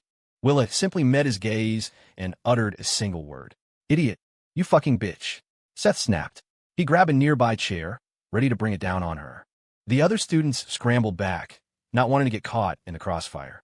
Clang. Just then, the door swung open. Seth's attack was interrupted before he could even lift the chair. "What is going on in here?" The grade-level director barked, his brow furrowed. "Isn't it class time? Where is your teacher?" He shot a sideways glance at Leo, his face burning with embarrassment. He had brought the new teacher here to get a feel for the place, and this was the first thing they saw. Was this going to scare him off? Thankfully, Leo's expression remained placid, almost serene. He even offered the students a small, friendly smile and a wave. The director let out a sigh of relief before turning his attention back to the class. "Well, isn't this supposed to be your homeroom teacher's period?" At the front of the class, Raina Croft stood up. "Sir, our homeroom teacher took the day off. She said she was going to the principal's office to resign." Raina had kept her head down the whole time, studying a sheet of music, completely unfazed by Seth's little drama. Only now, with an authority figure present, did she, the class president, speak up? "Resign." The director's eye twitched. Another one bites the dust? And the homeroom teacher, no less. How am I supposed to manage this class? But right now, Leo was the priority. Ahem, let's put your homeroom teacher aside for a moment. I'd like to introduce someone. This is Mr. Leo Augustine. From now on, he will be your music teacher. Let's give him a warm welcome. The director started clapping. But aside from Raina, not a single student joined in. The silence was thick with awkwardness. Leo, however, didn't seem to mind. He just smiled and waved again. "Good afternoon, everyone." As he greeted them, his eyes subtly scanned the room, lingering for a moment on Willa Shaw. He had heard everything that happened just now, and he was paying special attention to this girl. This one's got potential. She'd be a good fit for the BSO. Seth tilted his head, looking at Leo with pure disdain. "Pretty boy, if you know what's good for you, you'll get the hell out of here. You won't last a few days." "Seth," the director roared, "you are getting more and more out of line. Get out in the hall now." Seth didn't move an inch, his face a mask of defiance. His brother was a Viper, and the Vipers basically ran the underworld in this part of town. They were a subsidiary of the Black Dragon crew. Pissing off the Vipers was the same as pissing off the Black Dragons. A high school director was nothing. Those syndicate guys could make him disappear without a trace. In the old Viridian, maybe they wouldn't have been so brazen. But things were different now. The city was descending into chaos, and people were turning up dead in alleyways every day. If Viridian City needed a new tourism slogan, it would be, "The Viridian Stage, come try your luck if you got the guts." It was morbidly accurate. Seth's insubordination made the director's face flush an even deeper red. Just as he was about to speak, Leo beat him to it. "Seth Hughes. Is it?" Leo's smile was kind and disarming. Behind his gold-rimmed glasses, his eyes crinkled. "I think you may have misunderstood me, or perhaps your first impression of me is slightly skewed. So, I'd like to correct a few errors in your previous statement. First, I'm not really a pretty boy. I'm just objectively better looking than you. Second, I was hired under contract. The only person who can fire me is the principal or myself if I choose to resign. Third, how many days I last here is my business. If you don't want me to teach, that's simple. Either you get out, or you find a way to make me get out. Leo's voice was incredibly calm, echoing in the silent classroom. Raina couldn't help but study him more closely. This teacher, he was different from the others. Willa, too, tilted her head up slightly, her eyes resting on Leo for a moment. The director was at a loss. He figured Leo was just a rookie, a greenhorn who didn't know who he was dealing with, which was why he was talking so tough. But in the next second, Leo's actions shocked everyone. He slowly walked over to Seth, raised his hand, and under the stunned gazes of everyone in the room, brought it down hard. Smack! The sharp sound of a slap echoed through the classroom. Leo looked down at the dumbfounded Seth. Fourth, who the hell do you think you're talking to? 2 chapters today. I owe you one more. Leo's slap didn't just stun Seth, it stunned everyone in the room. The grade-level director's jaw hung open, making a series of soft clicking sounds as he failed to form a single word. The students were equally frozen. Raina covered her mouth with her hands, her eyes wide as she stared at Leo. Willa's expression was also one of sheer astonishment. You hit me. Seth touched his face in disbelief, a fiery sting spreading across his cheek. And that was Leo holding back. If he'd put any real force into it, the slap would have snapped his head clean off his shoulders. You motherfucker! Seth roared as he came to his senses, grabbing a stool and swinging it at Leo. The director snapped out of his trance and opened his mouth to intervene, but it was too late. Leo leaned slightly to the side, effortlessly dodging the flying stool.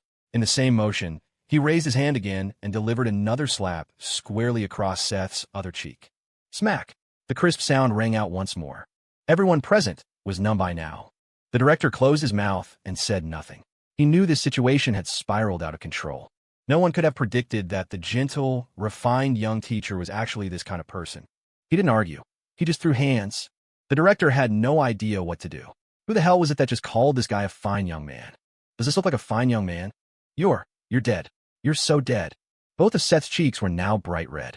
He glared at Leo venomously. My brothers with the Vipers. They won't let you get away with this. Smack. Say one more word, and you get another slap, Leo said calmly. You. Smack. Another slap landed, and this time, Seth finally shut up, because Leo wasn't playing around. A few slaps in, and Seth's face had already swollen up like a balloon. Seeing this, Leo smiled, satisfied. No more barking?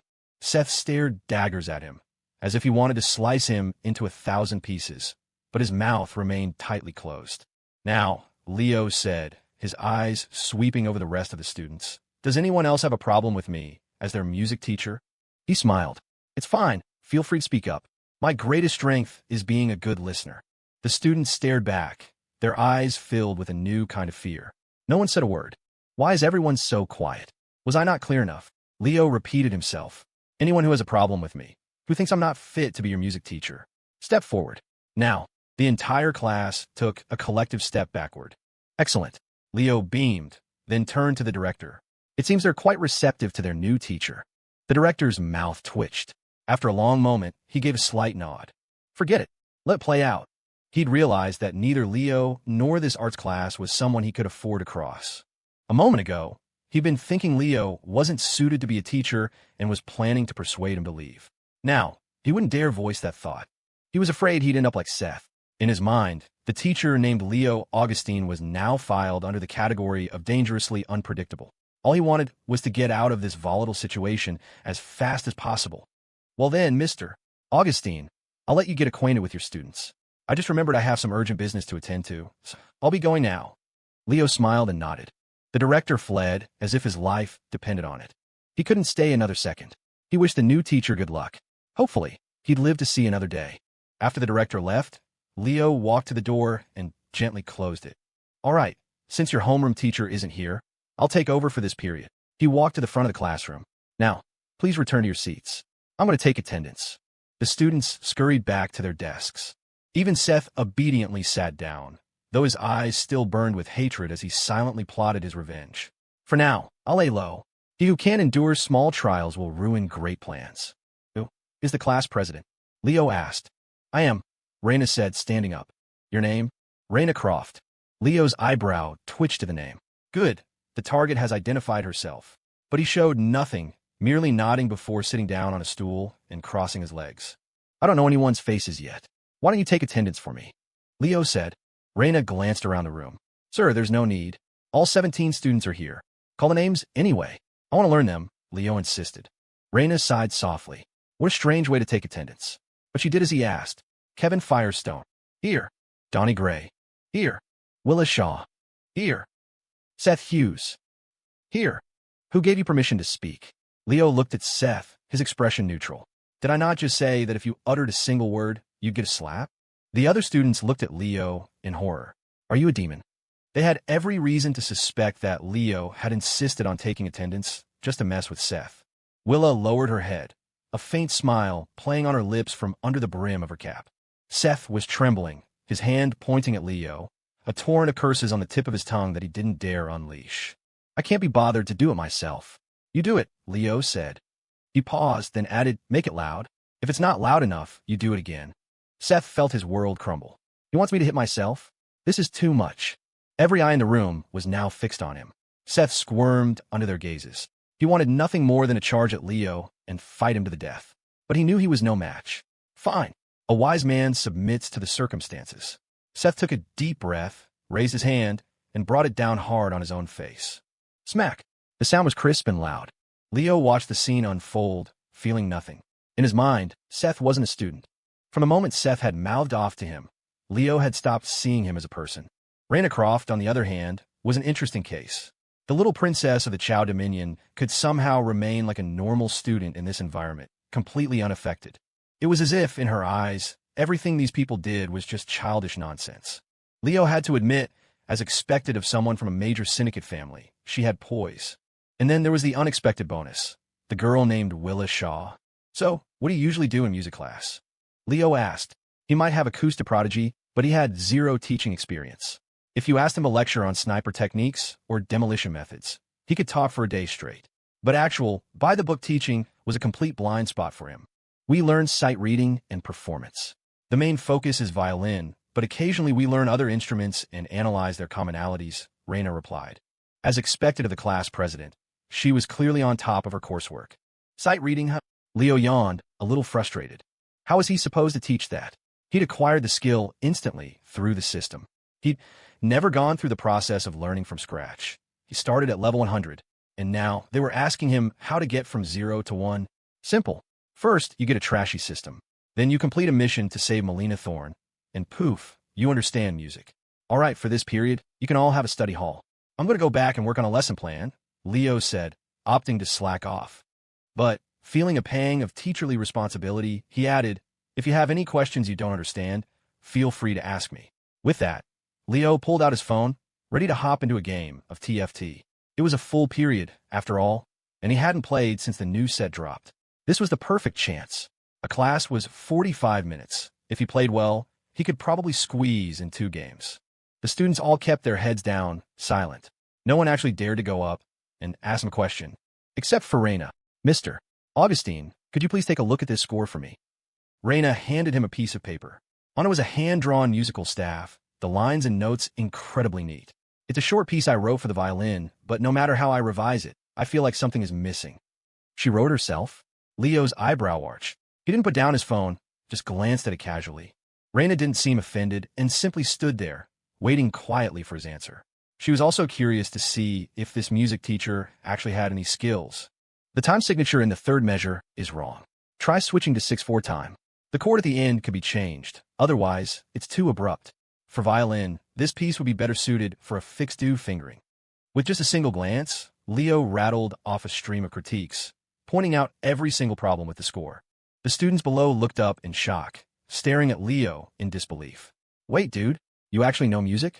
They had all assumed he was just using the music teacher title as a cover, that the school had sent him in specifically to whip them into shape. They never expected him to be a real music teacher. But weren't music teachers supposed to be gentle and refined? This guy, he was kind of shattering their perception of music teachers. All in all, this score you've written is a complete pile of crap. After delivering his unsparing verdict, Leo smiled gently. Any other questions, Class President Croft? A pile of crap. Raina was stunned. She couldn't believe the score she had so carefully composed would receive such an evaluation. Mr. Augustine, I admit your musical knowledge is impressive, but I expect you to respect my music. Her tone had turned cold. Being honest is disrespectful now.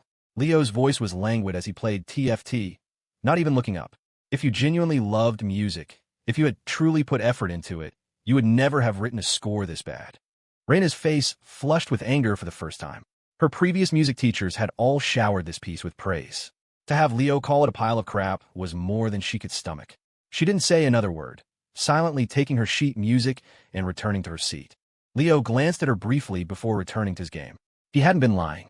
In his eyes, the score Raina wrote was terrible. It was obvious she hadn't even mastered the basic scales before trying to compose. A classic case of trying to run before you can walk. Time ticked by. Leo sat at the front, legs crossed, casually cycling through his shop. The dozen or so students below were on pins and needles. They had never felt a 45-minute period drag on for so long. Studying was out of the question. They wouldn't do that in a million years. All they could do was stare at the clock on the wall, counting down the seconds. And Mr. Augustine, a tall, skinny kid in the back, weakly raised his hand. "Can I go to the bathroom?" He was dying for a smoke. Normally, he wouldn't even bother asking a teacher. He'd just get up and walk out. But with Leo, he had to ask permission. Leo looked up at him. "Leave the cigarettes on the desk." "The bathroom's all yours," he said flatly. The kid's mouth twitched. "What's the point of going to the bathroom if I don't bring my smokes?" He didn't believe Leo would actually search him. He stood up to leave, but Leo's calm voice sounded again. "If I find you smoking in the bathroom, you'll end up like the kid who can't talk anymore." He was referring to Seth. At the mention of his name, Seth shot a venomous glare at Leo. "Just you wait, you son of a bitch." The skinny kid froze. He swallowed hard, looking from Leo to Seth. Actually, I don't have to go anymore." He sat back down. There were only a few minutes left until class ended. He could hold out. A few minutes later, Leo stared at the 8th place defeat screen on his phone and decisively quit the game. Trash game. Not even a dog would play this. He was done with set 12. He'd just have to wait for set 13. Just then, the dismissal bell rang. This was the last class of the day. Normally, students would have been gone before the bell even started. But now, they all stared expectantly at Leo. They wouldn't dare leave without his permission. "All right, class dismissed. Go home," Leo said. The students shot up and fled the classroom as if escaping a fire. Seth was the fastest one out the door. In an instant, only 3 people were left in the room: Leo, Raina, and Willa. "Mr. Augustine, please wait," Raina called out, stopping Leo as he was about to leave. "May I ask which renowned university you graduated from?" "Is that important?" "Very, because it will determine whether you are qualified to be my teacher." In the classroom, Raina's expression was dead serious. "My family has actually hired a private music tutor for me. He graduated from a prestigious conservatory in New York and is quite famous in the music world. While I haven't shown him this score, I have performed the piece for him on the violin. My teacher said my performance was perfect without a single flaw. Therefore, I have serious doubts about your professional expertise in music." After speaking, Raina stared intently at Leo, awaiting his response. However, before Leo could answer, a scoff came from behind him. Raina frowned and turned around. The one who had laughed was Willa Shaw. "What are you laughing at?" Raina demanded. "Sorry, the joke you just told was so funny, I couldn't hold it in." "You." Raina pointed a finger at Willa, wanting to curse but held back by her upbringing. Willa stood up and looked calmly at Raina. "Because your last name is Croft, no one would ever tell you your violin playing sounds like a screeching cat, even if it does. But today, Mr. Augustine told a little bit of the truth that no one else dares to say, and you get defensive?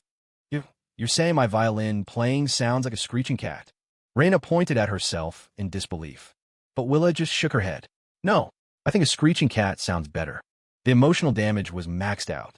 Leo watched Willa with growing interest. This girl was definitely promising material. If nothing else, her ability to insult someone without using a single curse word earned his respect. "Ahem.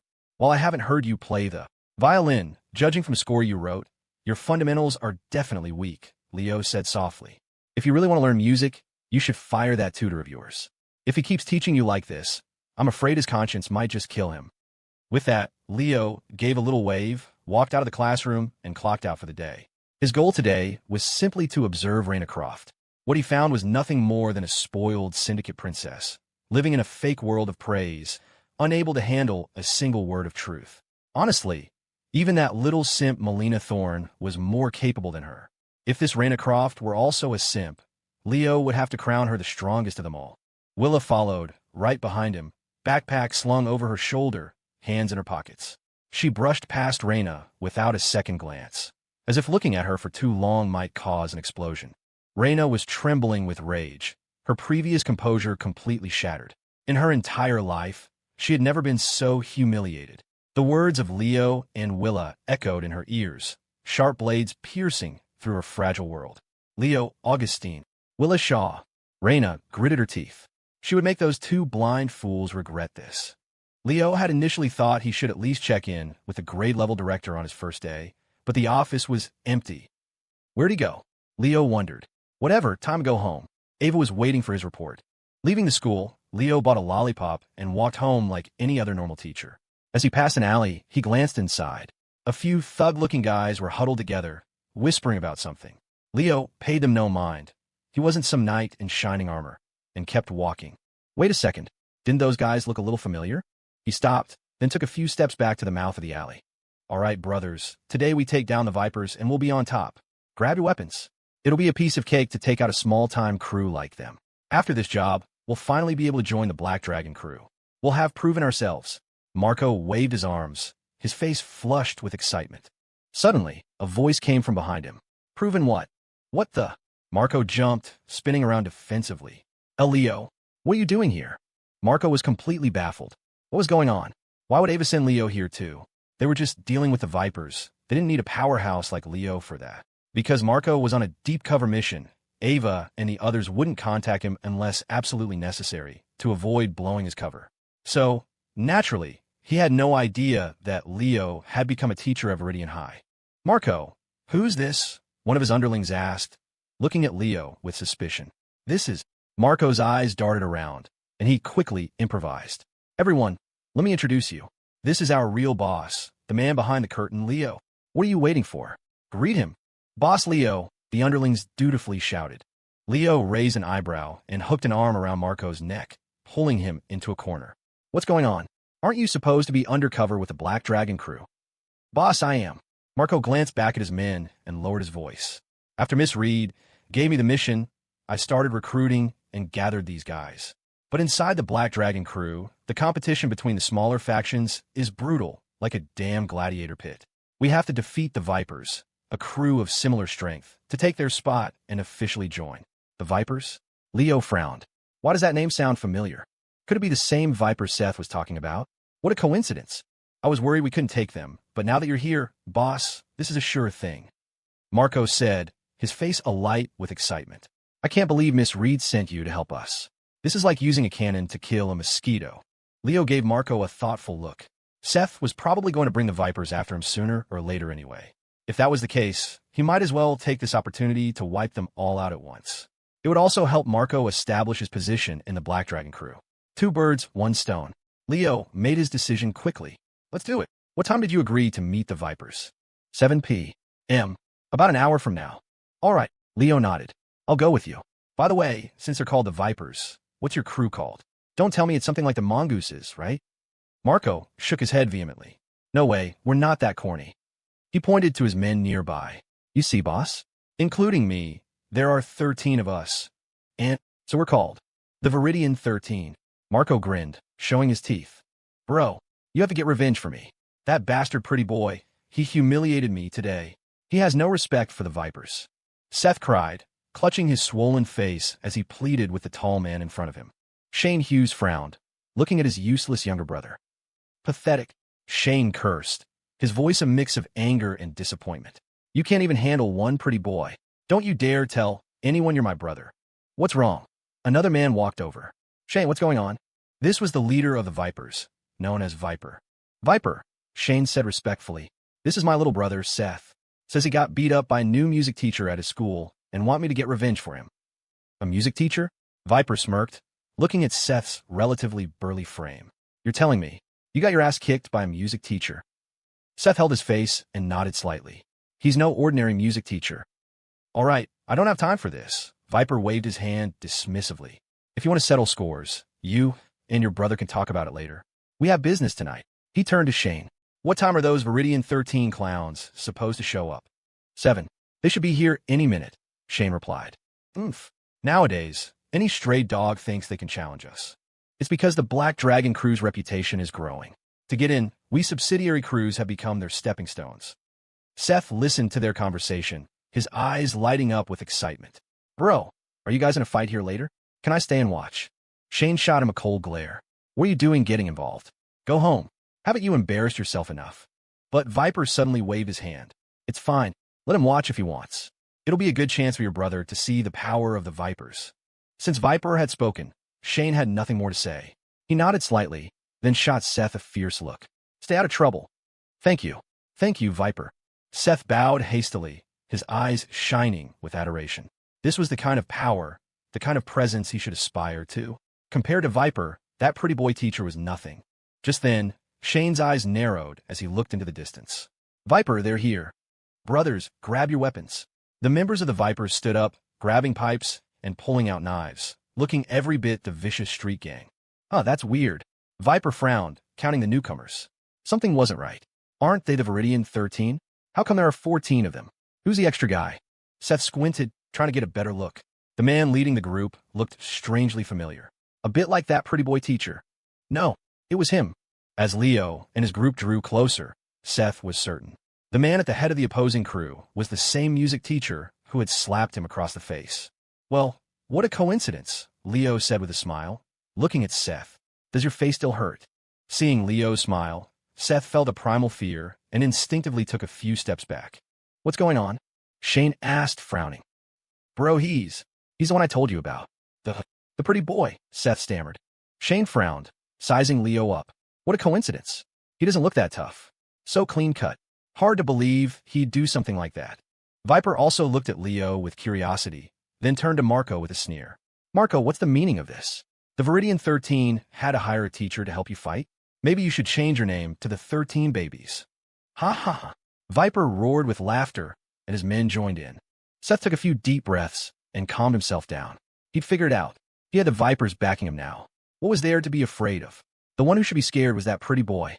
Faced with the mockery, Marco and Leo remained perfectly calm, just watching quietly. Marco, in particular, looked at the Vipers with a hint of pity. Viper, I'd advise you to surrender now, Marco said earnestly. I'm doing this for your own good. When Boss Leo makes his move, I'm afraid you won't even have a chance to beg for mercy. Surrender? Viper looked at Marco in disbelief. You bring one pretty boy with you, and you want me to surrender? He then looked at Leo. Boss Leo? A little punk who hasn't even grown a full beard dares to call himself a boss in front of me? Pretty boy, I'll give you one chance. Kneel down right now and kowtow a few times, and I might consider leaving you a complete corpse. At those words, Marco immediately shut his mouth. There's no use reasoning with a dead man. If Viper was determined to die, there was nothing he could do. So far, Marco had never seen anyone who acted arrogant in front of Leo live to have a good day. That's right. If you know what's good for you, slap yourself a few more times. Seth added viciously. Leo was completely unfazed. He casually glanced over the Vipers. They were just street thugs. Plus, there was a student present. Killing them would be bad for his image. So, he decided to just teach them a small lesson. He held out a hand to Marco. Give me a pipe, he said flatly. Marco quickly handed him the steel pipe he was holding. Oomph. You want to fight? Viper's words were cut short. His eyes went wide as a powerful gust of wind blew past his face. In the next instant, a chorus of screams erupted behind him. By the time Viper snapped out of it and turned around, every single member of the Vipers was on the ground, groaning in pain. The only ones left standing were himself and the Hughes brothers. I must be dreaming. This has to be fake. Seth was trembling uncontrollably. He didn't understand what had just happened. He was convinced he was trapped in a terrible nightmare. Clang. The pipe in Viper's hand fell to the ground. Who the hell are you? Viper asked, his voice shaking. Leo didn't answer. He casually tossed the pipe aside and began to walk slowly toward Viper. You, stay away from me. Viper's eyes were filled with terror as he stumbled backward. As Leo walked toward Viper, he brushed past Shane Hughes. Thud. Even though Leo hadn't touched him, Shane's legs gave out and he collapsed to his knees. He looked at his younger brother Seth in utter terror. This is a music teacher? What kind of music teacher is this strong? This guy's more like a martial arts instructor. My stupid little brother. By now, Leo had reached Viper. So, you're the boss? Sir, you could just call me Viper. The gang leader's voice was full of subservience. Smack. A crisp slap echoed through the alley. A bright red handprint appeared on Viper's face. A moment ago, You said you were the boss, Leo stated calmly. Viper froze. The reality of being hit sunk in, and a flash of anger crossed his face before he quickly remembered he was no match for this guy. Fine. A wise man submits to the circumstances. A misunderstanding. It was all a misunderstanding, Viper said, holding his face and bowing obsequiously. Be boss Leo, right? We can talk about this. Leo shook his head. No need for talking. I just want to ask you one question. Ask away, boss. I'll tell you everything I know. Smack. Another slap landed, and Viper's other cheek swelled up to match. My question is, are you the boss? Viper's face throbbed with pain, now visibly swollen. Seth watched from the side, trembling. It was like watching a replay of what happened to him a few hours ago. And no, though he hated Leo with every fiber of his being, Viper forced a smile. I am not the boss. I have a big mouth. I deserve to be punished. Smack. Before he could finish, Leo slapped him again. Why aren't you the boss? Leo asked, his tone laced with anger. You have to be a demon. Shane and Seth screamed internally. But they didn't dare make a sound, terrified they'd be next. Shane was secretly thankful he hadn't said anything stupid like, I'm the boss of the Hughes family. If he had, he'd probably be in even worse shape than Viper. You. Viper pointed a trembling finger at Leo, unable to form a coherent sentence. He was truly enraged. Leo was treating him like a monkey, grinding his pride into the dust. For my dignity, I will never yield to Leo. My current behavior is merely a strategic retreat. Boss Leo, those slaps were brilliant. Viper ignored the pain in his face and simpered. Those slaps of yours completely knocked some sense into me. Boss, I will never forget today's lesson. I'll turn over a new leaf and become a new man. Please, be merciful and let me go. Just treat me like a fart and let me drift away. Leo put his hands back in his pockets, done with the slapping. He looked at Viper with some interest. This guy could really take it. Marco, do you need these guys dead or alive? Leo asked, turning his head. A short distance away, Marco and the rest of the Viridian 13 were still frozen in place. Hearing Leo's question, Marco snapped out of it. Either way works, he stammered. He knew Leo was strong, but he never imagined he was this strong. He'd taken out the Vipers in the blink of an eye. Either way, Leo blinked, turning back to Viper. So, should I kill them or not? Not. Definitely not, boss Leo. Viper begged, terrified. He was truly scared witless. What kind of person was this guy, talking about killing so casually? Sure, he was the leader of the Vipers, but he'd never actually killed anyone. They just got into fights and bullied people. Even today's rumble with Marco wasn't supposed to be lethal. Just as Leo was about to speak, he frowned and sniffed the air. What the hell is that smell? Did you piss your pants? He looked at Viper suspiciously. His sense of smell was exceptionally keen, and the stench of urine was overpowering. And no, of course not. Viper was stunned. He was scared, but not so scared he'd wet himself. Leo turned his head and saw a puddle forming at Seth's feet. He was the one who had pissed himself. He was just a high school student. He'd never even seen a dead body, let alone a killer. Leo's casual words had pushed him over the edge. And Mr. Augustine Wa, I'm sorry. Seth dropped to his knees, sobbing. Please don't kill me. As long as you don't kill me, I'll do anything you want. Leo backed away from Seth in disgust. He turned to Marco. In that case, I'll leave these guys to you. If they don't cooperate, you know what to do. I'm out of here, not wanting to smell the stench any longer. Leo gave Marco his instructions and quickly left. Safe travels, boss Leo. The Viridian 13 shouted in unison, sending him off. They were completely and utterly conquered by Leo's power. After Leo left, Marco looked at Viper, a wicked grin on his face. Viper, my man, let's have a little chat, shall we? Viper's mouth twitched. He wanted to tell Marco to screw himself, but the image of the departing Leo flashed in his mind, and he quickly put on a smile. A chat? Of course, a chat sounds great. As for Shane and Seth, Viper was too busy trying to save his own skin to care about them. All they could do was wait quietly for Viper and Marco to finish their chat. After dealing with the Vipers, Leo walked to a quieter spot and suddenly stopped. Come on out. A little young to be learning how to stalk people. Aren't you? Who taught you that? Leo said calmly. As his words faded, a figure emerged from the shadows. How did you know I was following you? Willa Shaw asked. It's a secret, Leo replied with a smile. So, why were you following me? What do you want? Willa looked at him directly, not mincing words. I want to learn from you. Learn what? How to kill. Who do you want to kill? Someone who deserves to die. Willa's expression was incredibly serious. She stared at Leo, her eyes burning with intensity, waiting for his answer. Leo was silent for a long moment. I think you might have misunderstood something. I'm a model citizen. I would never do something like killing, let alone teach it. I saw everything back there, Willis said. Did you see me kill anyone? No. But if you wanted to, you could have killed them all. Leo sighed softly. Kids these days were too smart for their own good. Though he wasn't much older himself. You should focus on your studies, Leo said, stretching lazily. I don't care if you have some tragic backstory of revenge. All I know is that I'm your music teacher, and the only thing I can teach you is music. Anything else costs extra, and the school definitely isn't paying me for that. Willow was silent for a moment, then nodded. I understand. She turned and walked away without a hint of hesitation. About that chapter 1 OU. I'll make it up next time, I promise, Moi 3. Ping. Congratulations, host. You have triggered a mission. Mission content. As a teacher, it is your duty to guide Willis Shaw onto the right path. Note. This is a special mission. Completing it will reward you with 2 skill upgrade opportunities. Due to the host's recent over-reliance on the Phantom Rush skill, resulting in low usage of other skills, the system is gifting you 1 additional skill upgrade opportunity. Would the host like to use this opportunity now? The moment Willow left, the system's notifications rang out in Leo's mind. Not only had he triggered a mission, but the system was also gifting him a skill upgrade. Why was the system suddenly being so nice to him? Was it really getting mocked by the other systems? Whatever the reason, a gift was a gift. It would be rude to refuse. Use it. Host has confirmed the use of the skill upgrade opportunity, randomly selecting a skill to upgrade. Still, with the randomly selecting act, Leo thought to himself. He'd long since stopped believing in the system's randomness. It was all pre-planned. Sure enough, the thought had barely formed before the system announced the upgrade was complete. Ping. Skill upgrade complete. High-tier skill.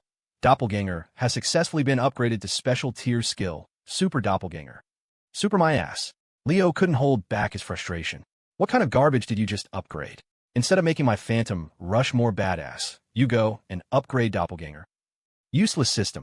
Using Super Doppelganger, you can completely transform into the appearance and characteristics of anyone in your memory, with no time limit. How is that any different from before? Leo grumbled. It just makes the disguise more perfect and removes the time limit. Wait. Leo's words cut off abruptly. No time limit? Does that mean, if I wanted to, I could pretend to be Donovan Vance for the rest of my life? No. Why would he want to be Donovan Vance? It wouldn't make Ava call him daddy. But this way, couldn't I go undercover? Leo murmured, his eyes suddenly lighting up. The reason they wouldn't let him go undercover in the Black Dragon crew was because Marcus Lynn would recognize him even if he were reduced to ashes. But if he assumed someone else's identity, could Marcus still recognize him? Impossible. Absolutely impossible. If Marcus Lynn still recognizes me after this, I'll never eat an Inferno burrito again, Leo said with a confident smile. As for guiding Willis Shaw onto the right path, he completely forgot about it. Did they really think he was a teacher? He was now Leo, undercover agent Evans. Teaching was just a side gig. A sensible student would find her own way to the right path. All he wanted to do now was run over to the Black Dragon crew and have some fun. Reconnoiter the enemy. His mind made up, Leo turned around and went back to find Marco. A few minutes later, he returned to the alley where he'd dealt with the Vipers. Marco and Viper were standing shoulder to shoulder, chatting like they were old friends. In that case, I'll be counting on you, Marco. It's nothing. I'm telling you, Viper, stick with Boss Leo, and your future is bright. Of course. The moment I saw Boss Leo, I knew he was no ordinary man. That presence. You don't see that every day. Viper's face was plastered with a sycophantic smile, all traces of his previous arrogance gone. Leo almost preferred his old, defiant self. Huh? Boss Leo, why are you back? Marco spotted Leo and hurried over. Viper immediately snapped to attention and barked at his men. What are you all staring at? Greet Boss Leo. Boss Leo. Leo? What is all this? Boss, Viper and the Vipers have been assimilated, Marco said with a grin. They've all joined the Viridian 13 now. Leo's mouth twitched. Still calling yourselves the Viridian 13? Look how many of you there are now. Nearby, Shane pushed his brother Seth forward. What are you waiting for? Apologize to Boss Leo, he hissed. Seth dropped to his knees with a thud. Boss Leo, I was wrong. Please forgive me. He genuinely didn't dare to cross Leo again. Even Viper had submitted. What chance did he have? Leo glanced at him and gave a slight nod. He was just a kid. No need to hold a grudge. By the way, boss, now that the Vipers have joined us, our entry into the Black Dragon crew is a sure thing, Marco said, grinning. You can leave the rest to me. No. Leo shook his head, placing a hand on Marco's shoulder. His voice was low. You leave it to me. Marco, An hour later, Leo, disguised as Marco, led the combined forces of the Vipers and the Viridian 13 swaggering toward the Black Dragon crew's headquarters. To avoid arousing suspicion, Leo had swapped identities with Marco in secret. The real Marco was probably on his way back to Ava right now. His undercover career had just begun, and it was already over. From now on, Leo would be living his undercover life for him. He'd also told Marco to tell Ava that he had successfully started his job as a teacher in Viridian and would now be juggling the dual identities of teacher and undercover agent. He would excel at both jobs. As for why he had Marco relay the message, the reason was simple. He was afraid Ava would beat him up. Viper, does Marco seem different to you? His whole vibe has changed, Shane whispered from the back, staring at Leo's back. Oomph. You think Marco is some ordinary guy? Viper shot him a disdainful look and lowered his voice. I'm telling you, for someone like Marco to be by Boss Leo's side, he must have some extraordinary qualities. If I'm not mistaken, when Boss Leo was here, Marco deliberately suppressed his aura so as not to outshine him. Now that Boss Leo is gone, he's unleashing his full power. And didn't you hear what Boss Leo said? He told us to listen to Marco. Don't you get it? Shane's eyes widened in a moment of sudden clarity. I see. You have a sharp eye, Viper. Of course. To survive in Viridian, you need to be a good judge of character, or you'll end up dead in a dumpster. Viper smiled confidently. I might not be good at much, but when it comes to reading people, I'm second to none. Viper, you're amazing. That's our Viper. Only Viper could see that. A chorus of praise erupted around them, and Viper soaked it in. At the very front, Leo, with his excellent hearing, had heard every word of their conversation. All he could think was, Viper, you're amazing. That line of reasoning was so convoluted, even he was impressed. The man was a true talent. Soon, Leo led the group to the headquarters of the Black Dragon crew. Now that the Vipers and the Viridian 13 had merged, they were supposed to register at the headquarters. Leo felt a little thrill of excitement. He wondered if he might just run into Marcus Len. Meanwhile, outside the temporary BSO safe house where Ava and the others were staying, Marco stood with a conflicted, gloomy expression. He had been standing at the door for over 10 minutes, still trying to figure out how to break the news to Ava. How could he put it? That his mission had been hijacked by Leo? Oh, what a mess. Marco grimaced, took a deep breath, and finally pushed the door open. Inside, Ava and the others were growing impatient. Why isn't Leo back yet?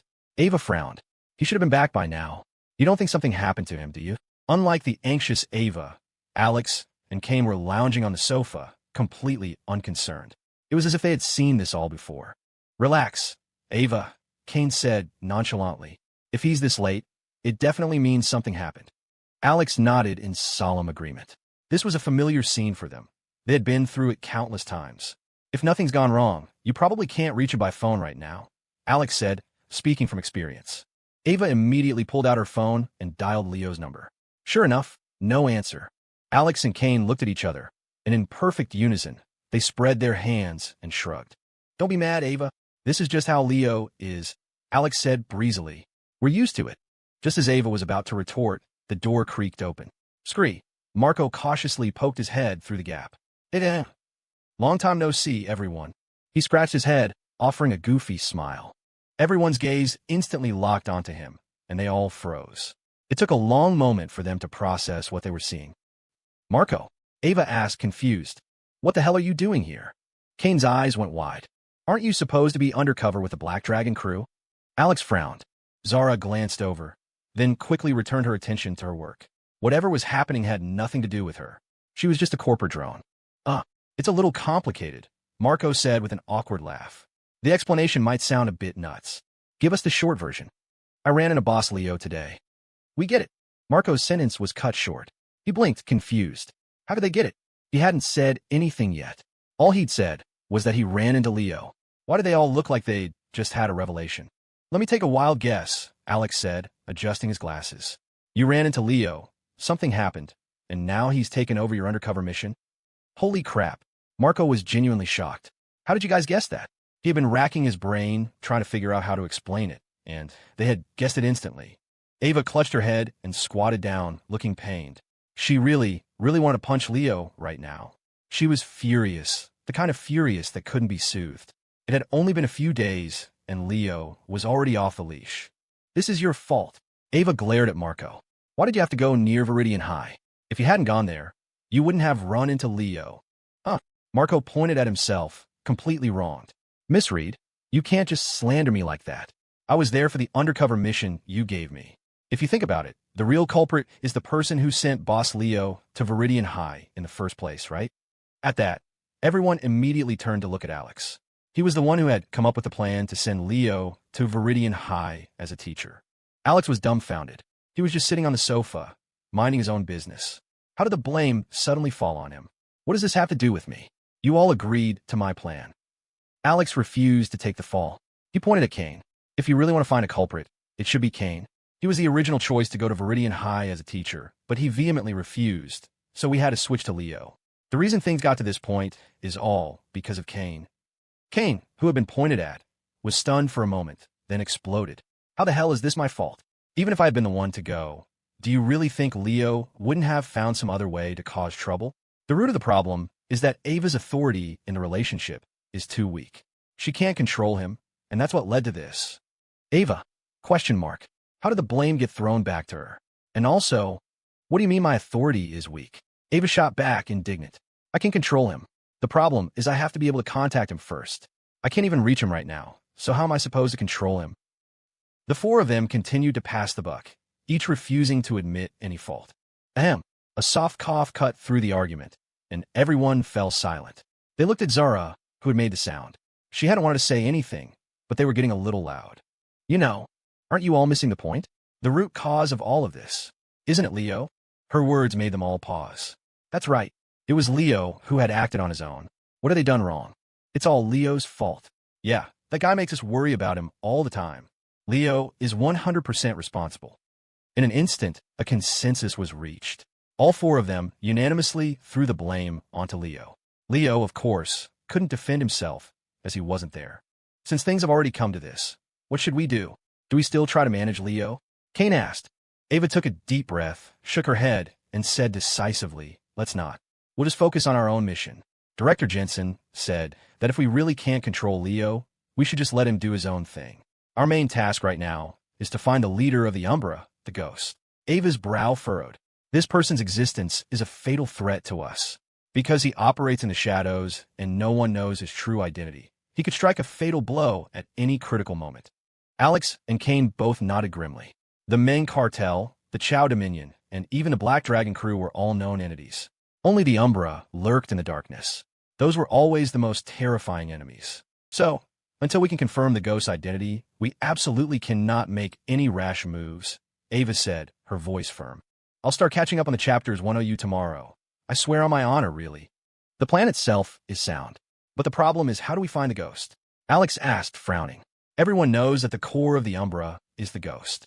But to this day, the Umbra is still thriving, and no one has ever truly seen the Ghost because anyone who has is probably dead. How are we supposed to find someone like that? His words sent them all into deep thought, trying to come up with a solution. Alex was right. Finding the Ghost would be incredibly difficult. The person was an expert at hiding. I have a crazy idea. Marco meekly raised his hand. What if we have Boss Leo blow up the Umbra's base? Maybe the Ghost will show up then. The atmosphere in the room instantly froze. Ava's expression was incredibly stiff. Alex blinked, thought for a moment, and said, that might actually work. If the Umbra's headquarters were destroyed, the Ghost probably wouldn't be able to sit still. It was his home base, after all. Kane's mouth twitched as he gave Marco a strange look. You haven't been around Leo for that long, have you? How did your brain get wired like it's already? Is this what they call natural talent? Kane marveled. Ava looked at Marco and clutched her head again, feeling a wave of despair. One Leo was bad enough. Now Marco was showing signs of turning into another one. How was she supposed to lead this team? Let's try to find him first. Ava finally sighed. If we really can't, then we'll have Leo blow it up. She was done fighting it. Let things be what they would be. Kane nodded, his expression indifferent. In his mind, it was inevitable they'd have to unleash Leo eventually. From a moment he'd arrived in Viridian for this mission, he had effectively turned off his brain. With Leo around, what was the point of having a brain? Just follow his lead and get things done. Look at Alex, even he was starting to slack off. The old Alex was so serious, so meticulous, so dedicated to his job. And now, he spent his days on the sofa, shooting the breeze with Kane. He'd left his brain back in Westlake City. Viridian City, Black Dragon Crew Headquarters. Marco, the Black Dragon HQ, is just ahead, Viper explained with a fawning smile.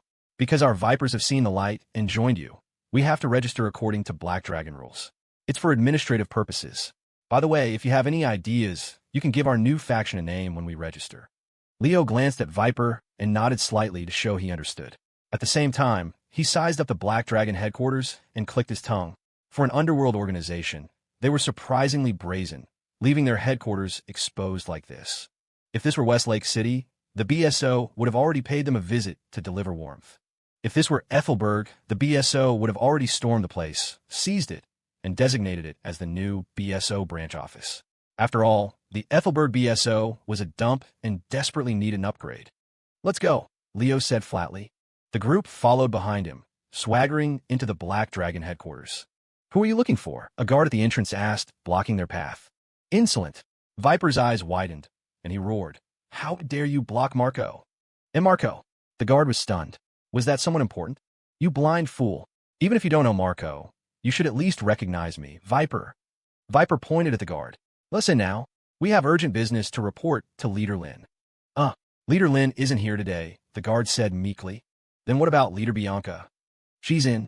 "That's fine then," Viper said, unconcerned. Merging factions was a small matter. They didn't necessarily need to report to the top leader, Marcus Lin. Reporting to Bianca would be sufficient. The guard stepped aside, letting Leo and Viper pass. The others waited outside. The guard knew who Viper was, and from the looks of it, this Marco character was no ordinary person either. He was just a low-level guard. His job was to avoid offending people and stay alive. There were many like him. If Marcus Lin hadn't taken them in, they would have starved to death on the streets, so they all cherished their lives. Leo glanced back at the guard, then asked Viper in a low voice, "The Leader Lin you mentioned, is that Marcus Lin?" "Marco, we can't use Leader Lin's full name like that," Viper said hurriedly, looking around to make sure no one had heard before letting out a sigh of relief. "Is it that serious?" Leo asked, puzzled. "Are you all that afraid of him?" "Marco, you're new to Viridian, so you might not understand the situation with the Black Dragon crew," Viper explained in a low voice as they walked. "Right now, Viridian is a mess. 4 street rats like us, the only way to survive is to stick together. Leader Lin created the Black Dragon crew as a place for us to do that. Not only that, but the crew also gives us regular stipends, at least enough to keep us from starving. Without the Black Dragon crew, people like us wouldn't survive. That's why none of us dare to cross Leader Lin." Leo nodded slightly. He never would have thought Marcus Lin was capable of something like this. He still found it hard to believe that such a large organization could be built by Marcus alone. "What's the deal with this Leader Bianca? Are there 2 leaders of the Black Dragon crew?" Leo asked. Viper nodded. "Because Leader Lin is often away from the headquarters, Leader Bianca handles most of the day-to-day management. We have to get her approval for our faction merger before we can make it official." After saying that, Viper looked around furtively. Seeing that no one was near, he leaned in and whispered in Leo's ear, "Marco, let me tell you, our Leader Bianca is a rare ice-cold beauty. A lot of guys in the crew have ideas about her. You're a handsome guy, Marco. What if Leader Bianca takes a liking to you?" "Hiv, you know what I mean." At that, Leo stopped walking and turned to look at Viper, his expression cold. "Tell me, if I were to repeat what you just said to this Leader Bianca, what do you think would happen to you?" "Don't. Please don't." Viper's face was a mask of panic. He quickly slapped his own mouth a few times. "My mistake, Marco. I'll never say anything like that again." "Oomph." Leo snorted and continued walking, with Viper scurrying to keep up. His face was a cold mask, but inwardly Leo was thinking if something like that really happened, Ava would definitely kill me. Soon, Leo and Viper arrived at the door to a room. Viper stepped forward and knocked lightly. "Knock, knock, knock. Enter." A cool, clear voice drifted from within. Viper gently pushed the door open and led Leo inside. A woman in a black dress was sitting on a sofa, one leg crossed elegantly over the other. The moment Leo walked in, she lifted her gaze slightly, her eyes sweeping over him. Leo, in turn, sized up the leader known as Bianca. He had to admit, she was a true beauty, the composed, confident type. But Leo's heart belonged to Ava and Ava alone. He had absolutely no interest in other women. If he had to choose between Ava and anyone else in the world, he would choose Ava without a moment's hesitation. Ava was always the answer. The only answer. Pure devotion. That was his brand. "What is it?" Bianca asked softly. "It's like this, Bianca," Viper began, quickly explaining the merger of their 2 groups. "So, this is the Marco you were talking about?" Bianca's gaze shifted to Leo. Leo gave a slight nod. "Hello, Bianca. My name is Marco. Marco, a good name. A faint smile played on Bianca's lips as she studied Leo with intrigued eyes. You're not from Viridian City, are you? No, originally from Westlake City, Leo said, his composure unwavering. Westlake City, huh? A lot has been going on there recently. Isn't that the truth? Otherwise, I wouldn't have had to run over to Viridian to make a living. In that case, do you know a certain someone? His name is Leo Evans. Bianca's expression was hard to read. After a pause, she added, the Black Dragon crew has been looking for him. He caused quite a scene in Westlake City not long ago. Do you know him? Oh, right. Here's his photo. Bianca pulled a stack of pictures from a drawer, casually selected one, and handed it to Leo. It was a clear headshot of Leo himself. Viper leaned in for a look and gasped. This is Mr. Augustine, isn't it? You've seen him? A sharp glint flashed in Bianca's eyes. She pressed. Where did you see him? When? Viper's lips moved, his eyes darting between Bianca and Leo. Should he say something? But before he could speak, Leo slammed the photo down on the table with a furious expression. Smack! I can't believe it. I just can't believe it. Leo panted, grinding his teeth. After all this time I've been with him, I can't believe he's actually Leo Evans. Bianca frowned, asking urgently, what's going on? It's like this, Bianca. Leo's brow was furrowed in rage. I was tricked by Leo Evans, too. The reason I was forced to leave Westlake City was because that bastard stirred up so much trouble that the BSO cracked down hard afterward. People like us couldn't find a place to hide. After I got to Viridian, I met a guy calling himself Leo Augustine. I never seen Leo Evans's face, so I had no idea it was him. He told me to follow him, that I'd be living large. He seemed to have his act together, so I went along with it. But I never imagined he was the same Leo Evans, the man who forced me from my home, right by my side this whole time. And I was calling him Mr. Augustine with every other breath. Leo slammed his fist on the table, his voice a cry of anguish. This is too much. It's just too damn much. Viper stood to the side, dumbfounded, his head buzzing. He never knew his new boss, Marco, had such a tragic past. That Leo Evans guy was a real piece of work. So you're saying the Mr. Augustine you two know is Leo Evans? Bianca didn't doubt Leo's story. From an objective standpoint, it was exactly the kind of thing Leo Evans would do. She didn't care how tragic this Marco's story was. She just wanted information on Leo. After all, Marcus Lynn was still dying for revenge.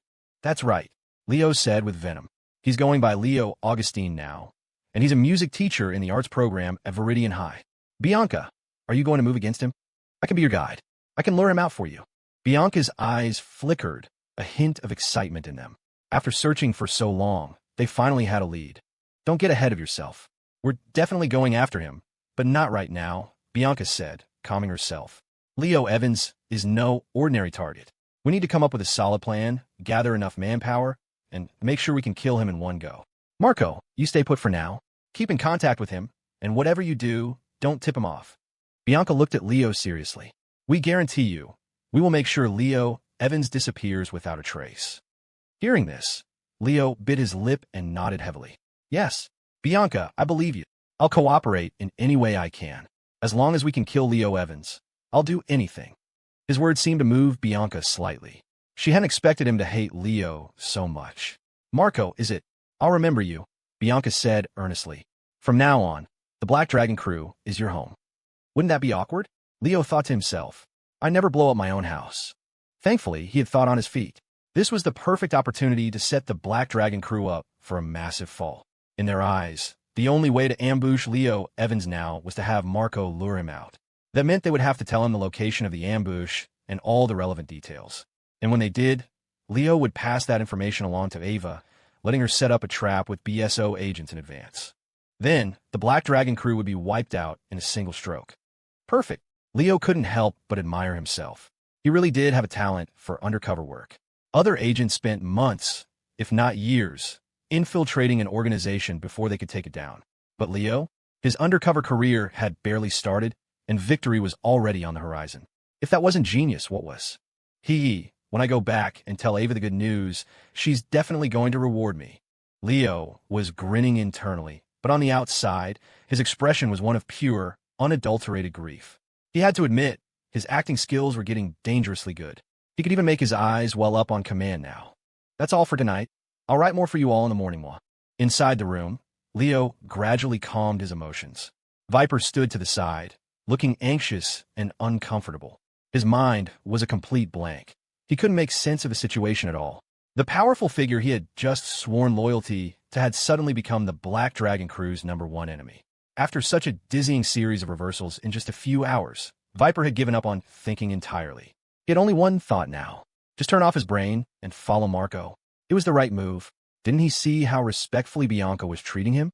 "Bianca, just tell me what I need to do," Leo said, sitting across from her with a serious expression. "To kill Leo Evans, I die for the Black Dragon crew." "It's not quite that serious," Bianca said soothingly. "I need to discuss this carefully with Marcus Lynn. He knows Leo Evans better than I do. On your end, just maintain contact with Leo. Don't let him suspect anything. In other words, we need you to stay by his side, to be our inside man." Bianca poured Leo a cup of tea. "This is a very dangerous mission, and that man is notoriously unpredictable. To ensure there are no accidents, we won't be able to provide you with protection. Everything will depend on you." She pushed the teacup toward him. Leo stared at the cup in silence, his eyes flickering. After a long moment, he looked up at Bianca. "I want to be paid," he said. At his words, Bianca didn't get angry. Instead, she smiled faintly. This was more like it. If Marco had asked for nothing, she would have been suspicious of his motives. After all, for someone like him to risk so much just for revenge, he'd have to be either a fool or insane. Marco's current behavior was far more believable. "What do you want?" Bianca smiled, her voice turning sultry. "As long as you help us kill Leo Evans. Even if you wanted me, it's not out of the question." As she spoke, Bianca subtly lifted the hem of her black dress. Leo didn't react, but Viper, standing nearby, audibly swallowed. 9 out of 10 men in the Black Dragon crew secretly coveted Bianca, this rose with thorns. But it was just a fantasy. Normally, they wouldn't even dare to look at her for too long. Just as Viper thought Leo was about to agree, he saw Leo shake his head slightly and utter 2 words. "I want money." "Huh." Bianca was a bit stunned. Just money." "That's right," Leo said, his tone firm. Viper took a deep breath and secretly gave Leo a thumbs up. "That's my boss." To remain so steadfast in the face of a temptation like Bianca was truly admirable. He was a role model for them all. Viper felt more certain than ever that he'd chosen the right person to follow. Bianca, however, couldn't understand it. She had practically offered herself to him, and all he wanted was money? Was he really that one-dimensional? A gorgeous woman like her was worth less than a pile of cash. "How much do you want?" she asked, grinding her teeth. Leo considered for a moment, wondering what the right amount would be. Whatever, he'd start high and let her negotiate down. $1 million. "Done," Bianca said without hesitation. Leo's face fell. Damn it, he thought. I went too low. He should have asked for more.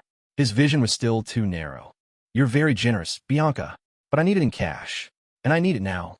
"That's impossible. We can't get that much cash on such short notice," Bianca said with a frown. "But I can give you 300,000 now. You'll get the other 700,000 after the job is done." "Fine," Leo nodded. 300,000 was better than nothing. Even a mosquito leg was still meat. As for why he wanted cash, the reason was simple. He was going to use it as his personal stash. Ever since Ava found out he had $3 million, she'd been nagging him not to spend it recklessly. While she hadn't gone so far as to take control of his finances, she would definitely find out about any large expenditures. And if Ava found out, it would become leverage against him. If he ever made her angry, she could report his reckless spending to his parents. That would earn him a tag team beatdown for sure. So, for his long-term survival, Leo needed to build up a secret stash of cash.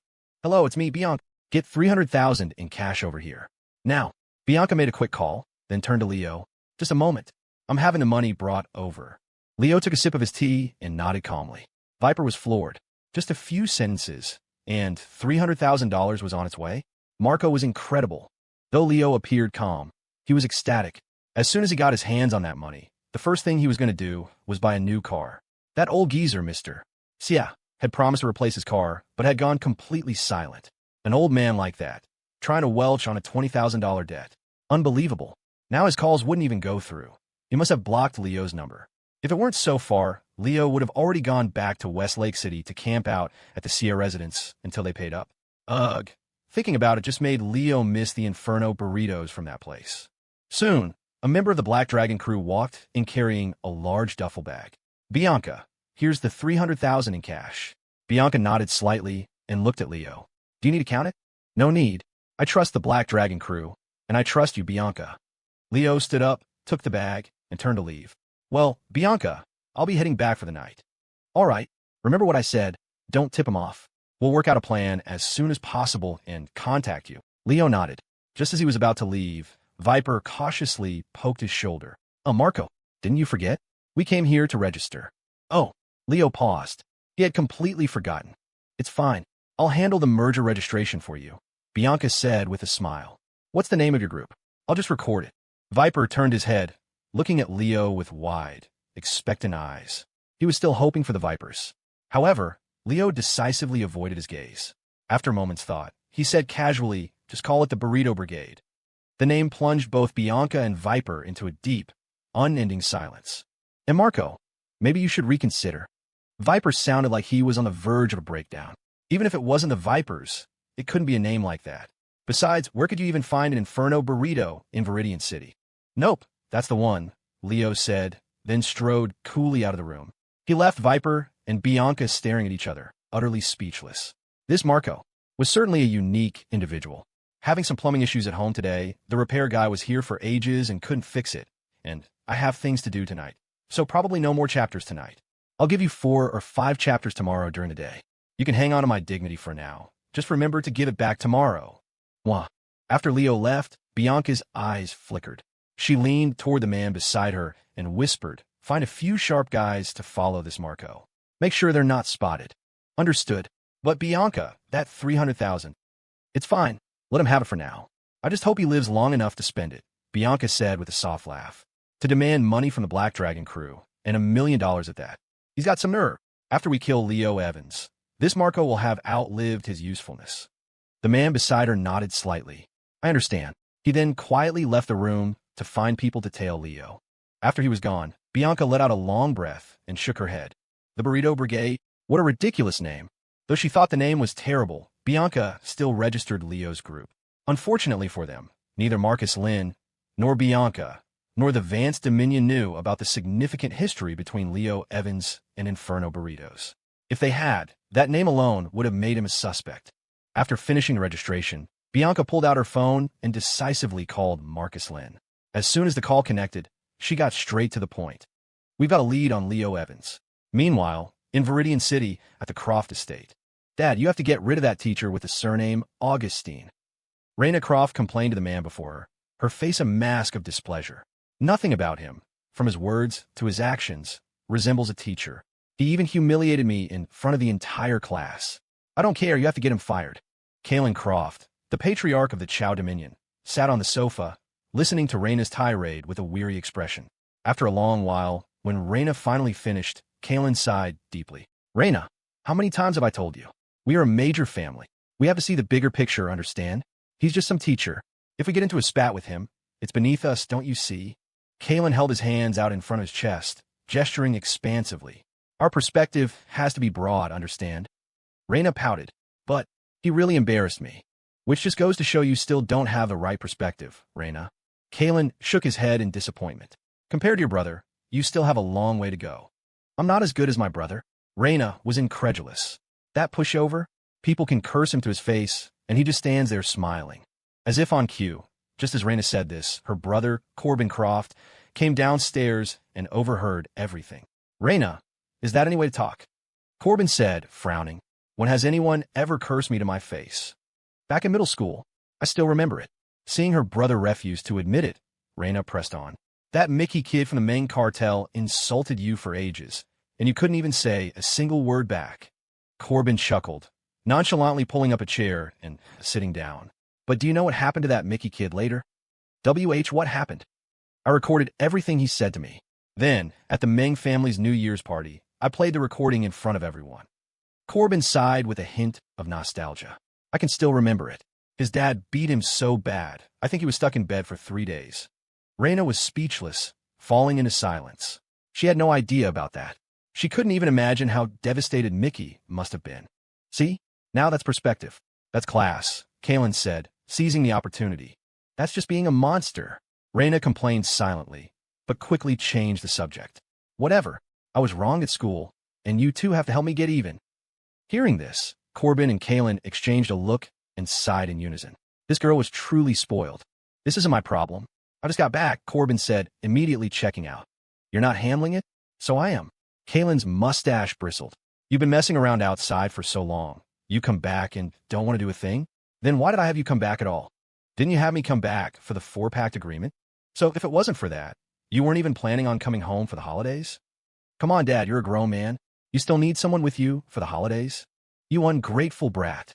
Just like that, the two of them started bickering, leaving Raina standing between them, completely bewildered. After a moment, she remembered. Weren't they supposed to be helping her get revenge? Why was their conversation completely unrelated to her? Stop fighting, Raina said angrily. I need you to help me get even right now. Have her dad do it. Make your brother do it. Corbin and Kaylin spoke at the same time. Raina glared at them. Seeing her expression, Corbin sighed and looked at his father. In that case, let's do it the old way. Kaylin nodded slightly. It's the only way. Rock, paper, scissors. Kaylin threw scissors, winning. Corbin, who had thrown paper, looked like he'd just eaten something foul. Raina stood to the side, lines of frustration forming on her forehead. She really couldn't stand this family anymore. All right, this is your brother's problem now. It has nothing to do with me. I'm going to go walk my bird. Kaylin picked up a bird cage and left the room. His mood instantly brightened. Raina watched her father's retreating back, then turned to Corbin with an expectant look. Corbin, can you come to the school with me tomorrow? Raina asked. There's a parent-teacher conference tomorrow afternoon. You can go in my place and humiliate that Leo Augustine guy for me. Get my payback. Corbin let out a listless yawn, silently regretting not throwing rock. Corbin. Raina was getting annoyed at his attitude. All right, I get it. I'll go to the parent-teacher conference for you, okay? And you have to make him lose face. Fine, lose face. Corbin stood up, sighed, and started to head back to his room. Suddenly, he remembered something and turned back to Raina. Hey, Raina, can I ask you a favor? What is it? Could you maybe not play that screeching violin of yours in the middle of the night? I haven't been able to sleep for the past 2 nights because of you. Scree. Raina's eyes widened, her lips trembling with rage. She looked around, grabbed a throw pillow from the sofa, and started chasing Corbin with it. It's a violin, she yelled as she swung. I know you're all anxious, but don't be anxious yet. I'm typing like a madman. Carrying the birdcage, Kaylin Croft walked leisurely to a small park near the Croft estate. He had no one with him, looking just like any ordinary old man out for a stroll with his bird. Passers-by brushed past him, and Kaylin would occasionally smile and greet them. No one knew that this amiable old man greeting them was the patriarch of the Chow Dominion, one of the 4 major powers in Viridian City. Under the evening sky, Kaylin walked slowly to a secluded spot and sat down on a bench as if by chance. He placed the birdcage beside him. Kaylin sat there quietly for a long time until someone arrived. It was a beautiful woman with only faint traces of age on her face. She walked toward Kaylin and sat down beside him. The two of them stared ahead in silence, neither one speaking first. After a long while, Kaylin broke the silence. The 4-pact agreement is next week. Are you still not going to tell me your plan? The woman smiled faintly. What's the rush? There's still a week, isn't there? You're certainly composed, Kaylin said with a light chuckle. Right now, I imagine Jasper Kane is desperate to track you down. Jasper Kane is merely a puppet, the woman said coolly. The situation in Viridian developed this way entirely because of his arrival. Leland Vance. Kaylin nodded in solemn agreement. Ever since Leland Vance came to Viridian, the Black Dragon crew suddenly rose to prominence, and the main cartel took the opportunity to propose the 4-pact agreement. As things stand now, I'm afraid both the main cartel and the Black Dragon crew have fallen under Leland's control. So this agreement, while it looks like an alliance on the surface, is really just Leland Vance's way of targeting my Chow Dominion and the Umbra. At this, the two fell silent again. Kaylin's face was etched with worry. In the current climate, even a powerhouse like the Chow Dominion was in danger if they made a single misstep. This was why he had been forced to call Corbin back. After a long pause, the woman spoke. Wait a little longer. Wait for what? Kaylin asked. I'm still investigating how many people from the list Leland Vance has under his command. The list. Hearing this, Kaylin couldn't help but laugh. Leland probably never imagined that the assassins he so painstakingly cultivated in secret with his gene serums would be exposed so publicly. And to call them the Harrow Index, the Black and White Index. Only that couple could pull off something so deviously brilliant and fatal. The woman also smiled and shook her head. In truth, The people on the so-called Harrow and black and white indices were all assassins secretly trained by the major families in New York City. Originally, they had all developed their assets in secret, each wary of the other's hidden strengths. Then one day, the indices were released to the public. When a family saw it, weren't those the very assassins they had cultivated? We've been raising these assets in the shadows for years to use as our trump cards, to catch our enemies off guard at a critical moment. And now you've laid all our cards on the table? What's the point of playing anymore? The families were furious, issuing warrants for the arrest of the person who released the lists. Yet to this day, they had never caught them. Those in the know mockingly refer to the indices as the list. Moreover, the person who released them had brazenly claimed that there was still another list, the black and white index. And if the people on it were ever exposed, every family in the country would be reshuffled. This was the origin of the 3 indices. So, how many people from the list have you found? Kalen asked. A lot. The woman's expression grew more serious. Leland Vance brought nearly all of his New York assets with him to Viridian this time, which shows how much importance he places on this city. Then how do we fight? Kalen frowned. If that's that case, there must be at least 10 people from the list here. So, we'll need to find some outside help, the woman said coolly. There's less than a week. I'll try to call in some people during this time. In Viridian's current state, who would be willing to get involved in this mess? Kalen asked. Don't worry. I've already contacted someone, the woman said with a soft laugh. He'll be here soon. I just hope that when Leland Vance hears his name, he doesn't turn tail and run. Who? Kalen asked eagerly. Who's that formidable? Someone whose name alone can scare off Leland Vance. The woman gave a mysterious smile. Guess. Without waiting for Kalen to reply, she stood up to leave. I'm going. Until I contact you. The Chow Dominion should proceed as planned. Wait. Kalen suddenly stopped her, standing up as well. My daughter Raina just told me that her class has a new teacher. And, based on her description, I'd say there's a 60% chance that the teacher is Leo Evans. Kalen paused, then added with a smile. These young people are still too green. A far cry from us back in the day. Leo Evans? Hearing the name, the woman's elegant eyebrows arched slightly. Understood. She turned and walked out of the park. Kalen watched her retreating figure and shook his head with a smile. Let's go. Time to head home, he said to the bird in the cage, then picked it up and started back the way he came. Unlike his walk here, the once bustling park was now empty except for Kalen, making it feel somewhat desolate. That woman is still so cautious. Kalen chuckled. This wasn't the first time. To ensure the security of their conversations, she always had the park cleared of people for various reasons before she arrived. Sure enough, as Kalen reached the park entrance, he saw several warning signs. They all read, "Park temporarily closed for maintenance." Kalen sighed, walked over, and took down the signs one by one, setting them aside. After finishing, he dusted off his hands, picked up the birdcage, and headed home. On the other side of town, Leo was also walking home, grabbing a bite to eat, then back to it. You all better give me my dignity back today. Marco, are you sure you don't need little Viper to walk you home? Viper asked expectantly. I'm an expert at escorting people. I'm sure. Leo looked at Viper with an expression of disgust. Why was this guy suddenly so creepy? Did he have some kind of issue?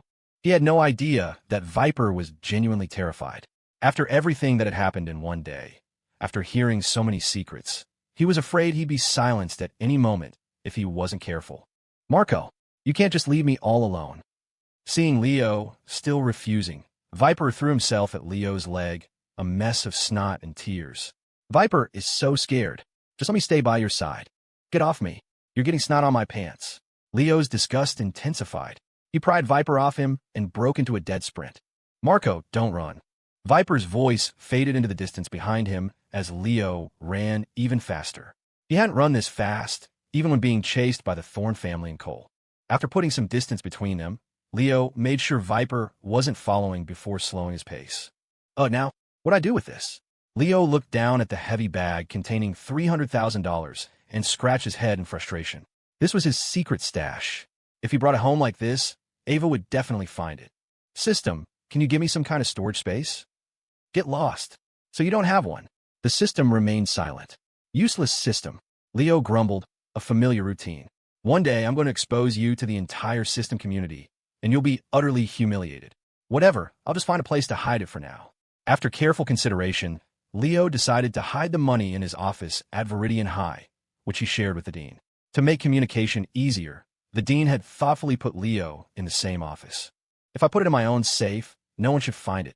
Leo muttered to himself as he walked, his pace quickening and a smile spreading across his face. He was a little excited. It was his first time hiding a secret stash. Soon, Leo arrived at Viridian High. He easily hopped the main gate and made his way to his office. Using the key the dean had given him, he opened the door and walked in. He opened the safe, threw the 300,000 inside, closed the safe, locked it, all in one smooth motion. Phew, that should be safe. For good measure, Leo tore off a sticky note and stuck it on the bag. On it, he wrote, Leo Augustine's personal valuables. He was confident that once the dean saw the note, he wouldn't touch the bag. Done. Leo clapped his hands in satisfaction. Just as he was about to leave, his brow furrowed. He calmly walked out of the office, closed the door, and left the school. He picked a random direction, made a few turns, and slipped into an alley. Then, Leo's figure vanished. Strange, where did he go? A figure appeared at the mouth of the alley, a look of confusion on his face. His name was Silas, one of the men Bianca had sent to follow Leo. He was also on the list, an expert in tracking. After realizing Leo had disappeared, he froze for a second, then quickly understood. This is bad. Before Silas could react, a sharp pain shot through the back of his neck. His vision went black, and he collapsed. Strange. An attack of this level shouldn't have knocked me out. This was Silas's final thought before he lost consciousness. Thud. Silas hit the ground. Leo stood over him, his expression cold. You shameless creep, tailing a pure, innocent young man like myself. If I wasn't so careful, you might have actually gotten away with it. With that, Leo gave Silas a couple of hard kicks for good measure. He knew this man was most likely sent by Bianca. Whatever, he's a captive. I'll take him back and let Alex and the others interrogate him. Leo frisked the man, and after confirming he had no dangerous items, he took Silas's phone and pocketed it. The phone could be given to Zara. The BSO's top hacker might be able to do something with it. Once he was sure there were no other creeps following him, Leo began dragging Silas toward where Ava and the team were staying. Half an hour later, Leo dragged Silas to the front door, pulled out his key, and opened it. Clang. Ava, honey, I'm home. The moment he pushed the door open, all eyes fell on him. Leo had already dropped his Marco persona and reverted to his original appearance. Kane's mouth twitched. He truly couldn't believe Leo had the audacity to come back. How dare he? As expected, Ava, who was at her desk working on a plan, shot up from her chair the moment she saw him. Leo. Evans, she seethed, her beautiful eyes glaring at him.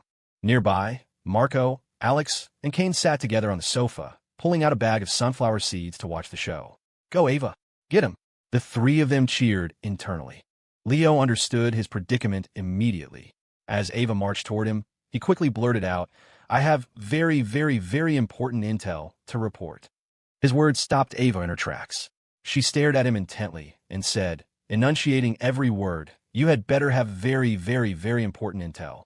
Otherwise, when we get back to Ethelberg, you can sleep by yourself. At this, Alex, Kane, and Marco's eyes went wide.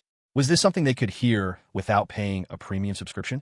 Wait a minute. Did that mean they had been sleeping together this whole time? Leo, you lucky bastard. We're so jealous. Ava quickly realized her slip of the tongue, and her face flushed crimson all the way to her ears. She glared daggers at Leo. This is all your fault. Leo looked completely innocent. How is this his fault? The mouth was on her face. How was he supposed to know what she was going to say? It's not like he could just kiss her to shut her up in front of everyone. So, why don't we sit down and talk? Leo said cautiously. I even brought back a prisoner. He gestured to the unconscious Silas behind him. Only then did the others notice that Leo hadn't come back alone. Kane's lip twitched. Did you go hunting or something, and you brought your prey home? Half an hour later. And that's what happened, Leo said, sitting on the sofa. So, when I found this guy following me, I knocked him out and brought him back. Nearby, Silas had woken up a few minutes earlier, but his hands and feet were cuffed, and his mouth was sealed with duct tape. He was trussed up like a pretzel, writhing on the floor and making muffled sounds. No one paid him any attention. So you're saying you deliberately exposed your Leo Augustine identity to set a trap for the Black Dragon crew? That's right, Alex said, frowning as he considered the plan's feasibility. Marco also wore a grave expression because he had just realized something. He snapped his head up to look at Leo. Leo, what if this plan to trap the Black Dragon crew fails and gets exposed? Then the first person they'll come after for revenge will be me. Marco looked at Leo in shock. You're doing this kind of monstrous thing using my identity. When it's all over, you can just switch back to being Leo Evans. What am I supposed to do? Leo paused. He honestly hadn't considered that part, but he quickly tried to console him. It's fine, Marco. It's not like you're ever coming back to Viridian City. Are they really going to chase you all the way to Ethelberg? And look at it from another angle. This is your chance to become famous. Marco bit his lip, trying hard not to let the tears fall. What kind of fame was this? This was a goddamn wanted poster. Kane and Alex patted Marco's back gently, telling him to just roll with it. They had all been there. MMPH. MMPH. Silas, on the floor, widened his eyes, trying to speak. You're discussing this right in front of me? Are you planning to kill me to silence me afterward? I can cooperate. But no one in the room gave him a second thought. Ava glanced at Silas, then turned to Zara. Zara, have you unlocked his phone? Unlocked, Zara said from her computer, her fingers flying across the keyboard. I looked at his chat logs, and based on his past conversation style, I sent a message to Bianca telling her everything is normal. MMPH. Hearing that Zara had read his chats, Silas's eyes bulged, his face turning red with exertion as he struggled and muffled his protests. You hooligans! How could you read someone's private messages without their permission? Oh, and I cracked his browser history too, Zara added coolly. At that, everyone immediately got up and crowded behind Zara, staring intently at the computer screen. MMPH. MMPH. MMPH. Silas's body thrashed, trying to get their attention. Not the browser history. Anything but that. Don't look. Don't look. I'll talk. I'll tell you anything. Just don't look. I'm begging you. Leave me some dignity. But unfortunately, no one was paying attention to Silas. They were all engrossed in the computer screen. After a moment, Ava's face turned bright red at something she saw, and she looked away. Leo and the others, however, were fascinated. Silas gave up struggling. He no longer had any will to live. He lay on the floor like a dead fish, the light gone from his eyes. After a long while, the group had finally finished going through all the information on Silas's phone. There wasn't much of use, but Leo did at least learn the identity of his captive. Silas, 37th on the Hero Index. Honestly, he was probably the weakest ranked person Leo had ever encountered, and likely the one who had suffered the most humiliating defeat. Leave the phone with Zara. If Bianca sends any new orders, she can notify Leo immediately, Ava said softly. What if Bianca tells Silas to return? Kane asked. That's easy. If Leo can disguise himself as Marco, he can obviously disguise himself as Silas, Alex said with a smile. Kane nodded in understanding. He had forgotten about that. Now that he thought about it, this Leo guy was kind of terrifying. Did you really learn that disguise skill online? Kane asked Leo. He was starting to get interested. Of course, Leo said matter-of-factly. Send me the link. I want to learn it too. The site got taken down. Then you teach me. Then you beg me. Kane's eyelid twitched. He had the sudden urge to murder Leo. So what do we do with this guy? Marco asked timidly, pointing at Silas. At this, Silas was moved to tears. You finally noticed me. Let's see if I can get anything useful out of him, Alex said, walking over to Silas and ripping the duct tape off his mouth. With his mouth free, Silas greedily gasped for air, then quickly said, I'll talk. Whatever you ask, I'll answer. Alex frowned slightly. Are you sure? Of course. Hey, what are you doing? MMPH. The next second, to Silas's utter shock, Alex slapped the duct tape right back on his mouth. He seems too eager. It's hard to believe he'd give us real information. He'd probably feed us false intel on purpose. Better not to risk it. Everyone else nodded in solemn agreement. After all, this was a man from the Hero Index. How could he break so easily? It had to be a trap. MMPH. MMPH. You idiots. By your logic, I'm damned if I talk and damned if I don't. You just want me dead, don't you? This time, Silas truly gave up. Let them do whatever they wanted. They wouldn't even take free information. These people deserve to eat a meal with no more than 3 dishes for the rest of their lives. Let's just lock him in the storage room for now, Ava said, glaring at Silas. We won't give him any food. Once he can't hold out any longer, he should be willing to say something useful. Are you people demons? Silas screamed internally. I thought you were supposed to treat prisoners humanely. Prisoners have rights. Why won't you give me food? At that moment, Silas was filled with profound regret. He should never have taken this job. He was already off the clock for the night when that woman, Bianca, tempted him with a high overtime bonus. He'd been blinded by greed, thinking that just tailing someone was an easy task, and he'd accepted without a second thought. And look where it got him. He'd followed his target right into the BSO's main base of operations. Silas was suffering, but he couldn't tell a soul. He might as well just die. Give me back my dignity. Also, future updates won't be at midnight. I'm going to be more of a daytime person. Good night, everyone. The next morning, Our dear teacher, Leo Augustine, put on his gold-rimmed glasses, slung a backpack over his shoulder, and headed happily to school. Even though he was no longer a student, Leo still liked carrying a backpack. It was useful for carrying all sorts of things like explosives. But this time, Leo wasn't carrying any explosives. He had turned over a new leaf and given up demolition. He was past the age of playing with firecrackers. After last night's discussion, Leo was continuing to operate under the identity of Leo Augustine. As for the Marco identity, now that they had Silas's phone, that wasn't a concern. As long as Zara periodically sent messages to Bianca confirming that everything was normal with Marco, they were fine.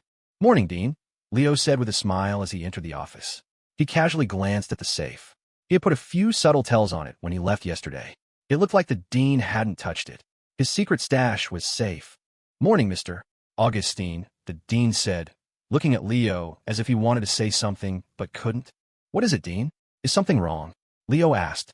The dean sighed softly. "Mr. Augustine, you may have just arrived in Viridian, so you might not understand the situation. If you trust me, listen to my advice. Go and apologize to Seth Hughes today. His brother is a member of the Vipers. It might be fine inside the school, but once you step outside." The dean's words trailed off, his gaze meaningful. He'd laid it on thick enough. Surely Leo would understand. "Oh, you mean that?" Leo chuckled lightly. "It's nothing, just a small misunderstanding. It's all been resolved." Re-resolved. The dean was stunned, not quite understanding what Leo meant when there was a knock at the door. Knock, knock, knock. They both turned to see Seth Hughes standing at the door, a sheepish grin on his face. The dean's pupils constricted. Oh no, is he here to cause trouble for Leo first thing in the morning? However, what happened next left the dean utterly dumbfounded. Mr. Augustine, I brought you some breakfast." Seth placed the food on Leo's desk, then stood up straight and gave Leo a deep 90-degree bow. "Thank you for your guidance yesterday, Mr. Augustine." The dean? Question mark. "What is happening?" It's nothing. It's my duty as a teacher," Leo said, elegantly adjusting his glasses. "If there's nothing else, you can head back to class." "Yes, sir, Mr. Augustine." Seth's voice was loud and clear. He then turned and walked toward the classroom, not even sparing the dean a glance. His eyes were only for Leo. "See? I told you it was a misunderstanding. Aren't we getting along just fine?" Leo said to the dean as he bit into the breakfast burrito Seth had brought him. It took a long moment for the dean to process what had just happened. That Seth Hughes apologized to a teacher and even bought him breakfast? "Mr. Augustine, did you drug him? Don't be ridiculous. I'm a legitimate teacher." "Then why?" "Why else?" Leo took a sip of soy milk. "Because I enlightened him with the power of knowledge, of course."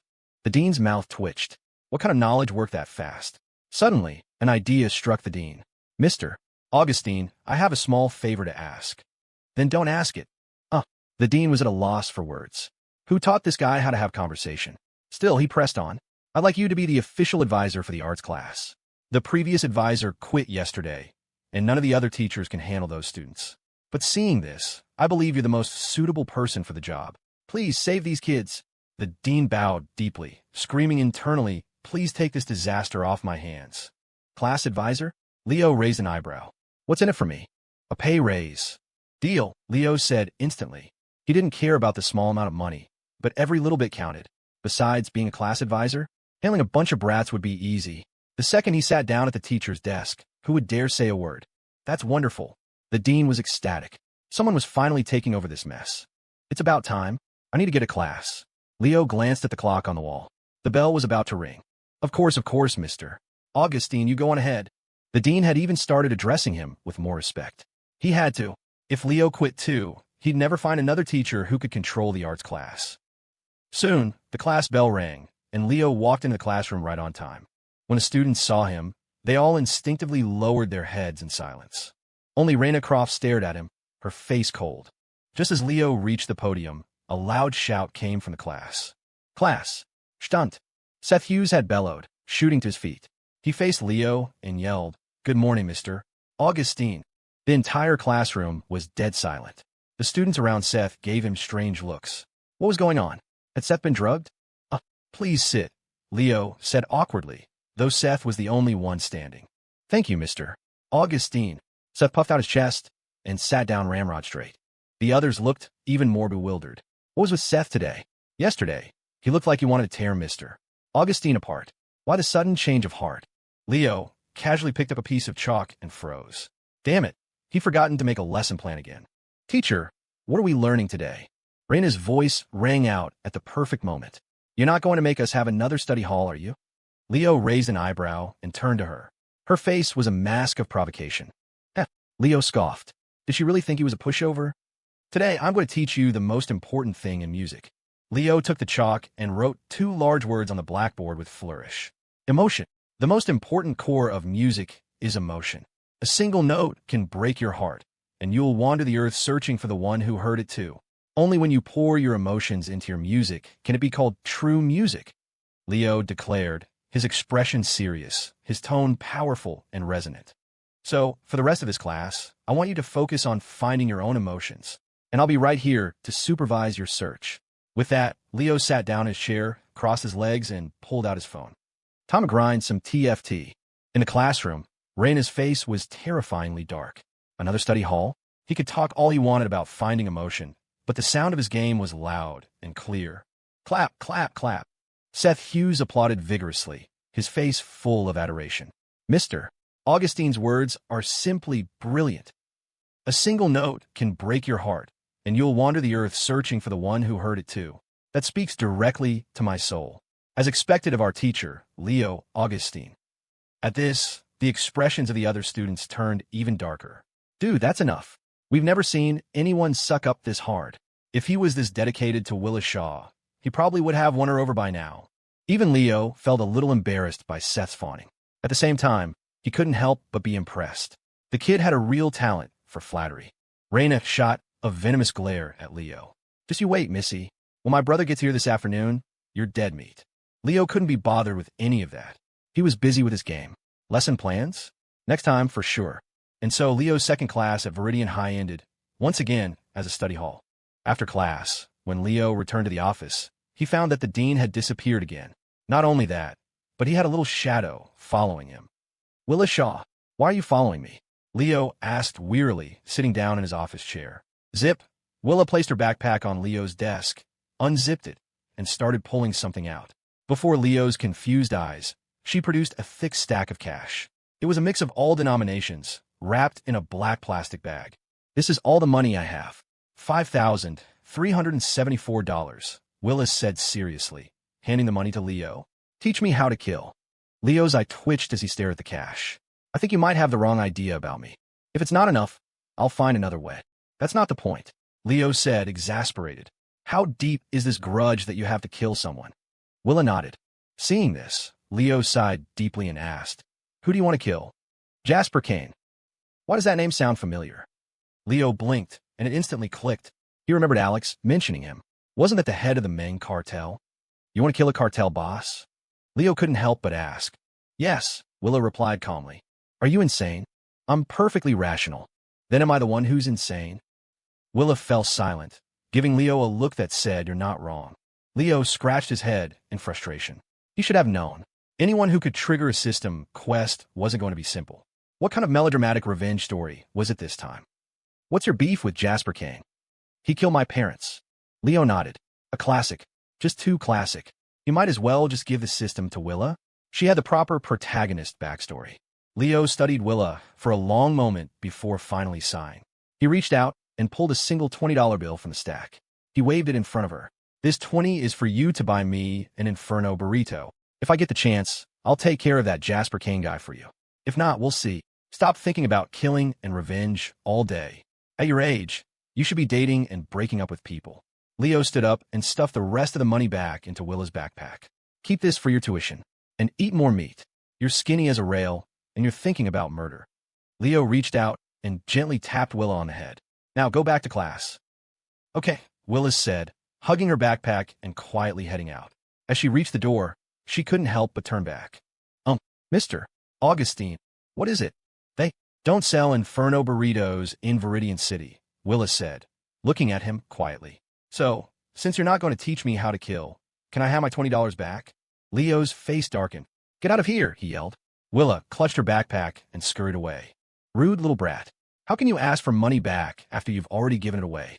Leo muttered, then walked over to the safe and opened it. He took the $20 from his pocket and stuffed it into the bag with the $300,000. When I finally deal with Jasper Kane, then I'll spend this 20. So what if Viridian doesn't have Inferno burritos? I can save it and buy one when I get back to Ethelberg, Leo mumbled. And if I don't deal with him, I'll just give the 20 back to the kid. After finishing, Leo closed the safe. He had just turned around and sat down when the dean walked in. Mr. Augustine, class is over, the dean asked with a cheerful smile. You left in a hurry earlier, and I forgot to tell you something. This afternoon, the arts class is having a parent-teacher conference. The previous advisor was supposed to handle it, but now that you've taken over the position, so? Parent-teacher conference? Leo frowned. Can't we cancel it? You can't say that. So many parents have already taken time off work. If you cancel now, it'll be a huge inconvenience for them. That's true. Leo's face fell. He was mainly worried about someone from the Chow Dominion showing up.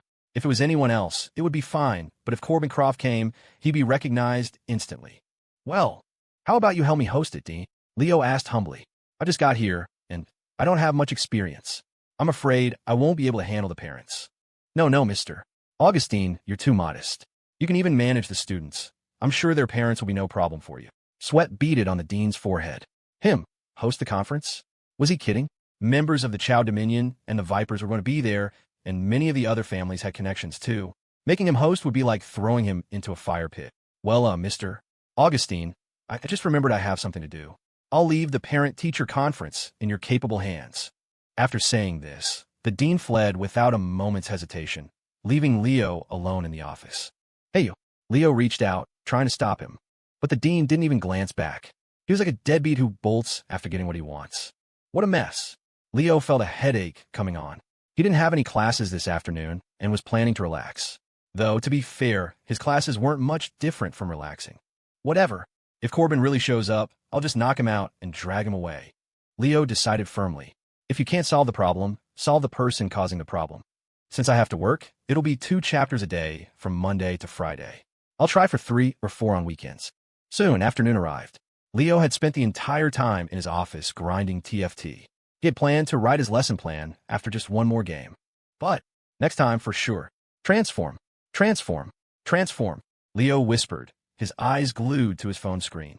However, when that flash of gold appeared, he knew this round was over. As expected, the gambler's fate was to crash and burn in 8th place. Garbage game. Not even a dog would play this. Leo angrily quit the game, feeling a pang of nostalgia for the days when Dylan Miller was there to cushion his losses. Wait a second. Didn't he come to Viridian City to find Dylan? Leo blinked. He had been so focused on playing, on his mission, that he had completely forgotten about Dylan. He'd have to ask Ava to keep an eye out for him later. Leo stood up and stretched. Just then, he heard voices from outside the office door. Though they weren't close, his sharp hearing picked up the conversation clearly.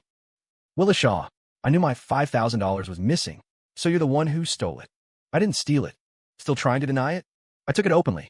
I think you have a misunderstanding of what openly means. You're so annoying. You're not even my real brother. Inside the office, Leo's eyebrows shot up.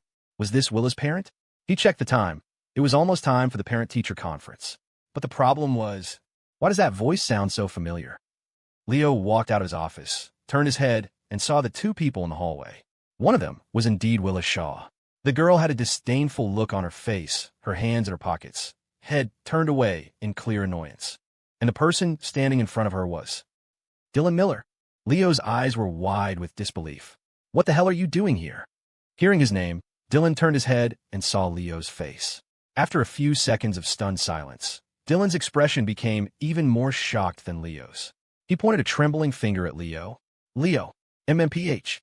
Before he could get the Evans out, Leo had teleported in front of him and clamped a hand over his mouth. Don't use my real name, you idiot, Leo whispered urgently in his ear. I'm Leo Augustine right now. Use the alias when we're out, got it? Dylan grunted.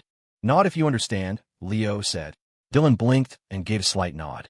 Only then did Leo let go. Willa watched this unfold with a strange expression, a mix of disdain and disgust. She even took a few steps back to put some distance between herself and the 2 of them. Dude, seriously, what are you doing here? Dylan asked immediately. You got some nerve asking me that. I called you a million times. You missed your finals. Professor Miller said you filed for a deferral, and then you just dropped off the face of the earth. Calls? I left in a hurry and forgot my phone at home. I only got a new one after I came to Viridian.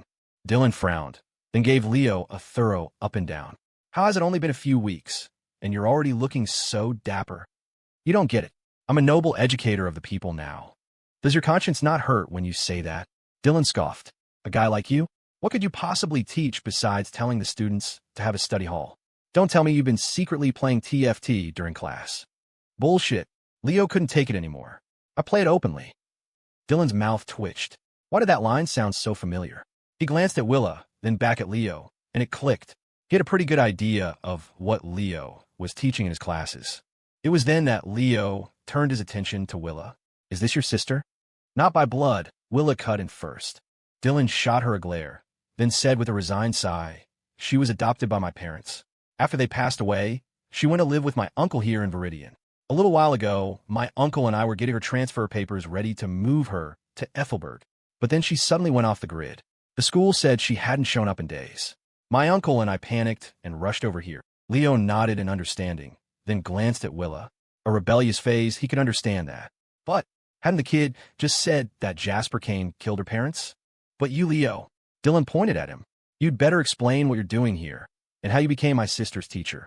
Not his real sister, Willa emphasized again. Well, Leo tried to formulate an explanation. It was a bit complicated to put into words.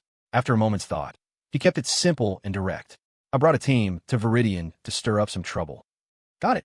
Dylan nodded sagely. With Ava and that BSO thing, right? Holy crap. You know, Leo was stunned. He remembered Arthur Wallace saying Dylan wasn't allowed to know about the syndicate world. How did he know about the BSO? Duh. Dylan said irritably. You go to Westlake City, and the whole place blows up. I was worried you were going to die there, so I was about to go looking for you, but my uncle stopped me. When I kept pressing him, he finally told me everything. Dylan shot Leo another glare. You've been hiding some pretty big secrets, haven't you? I guess, Leo mumbled.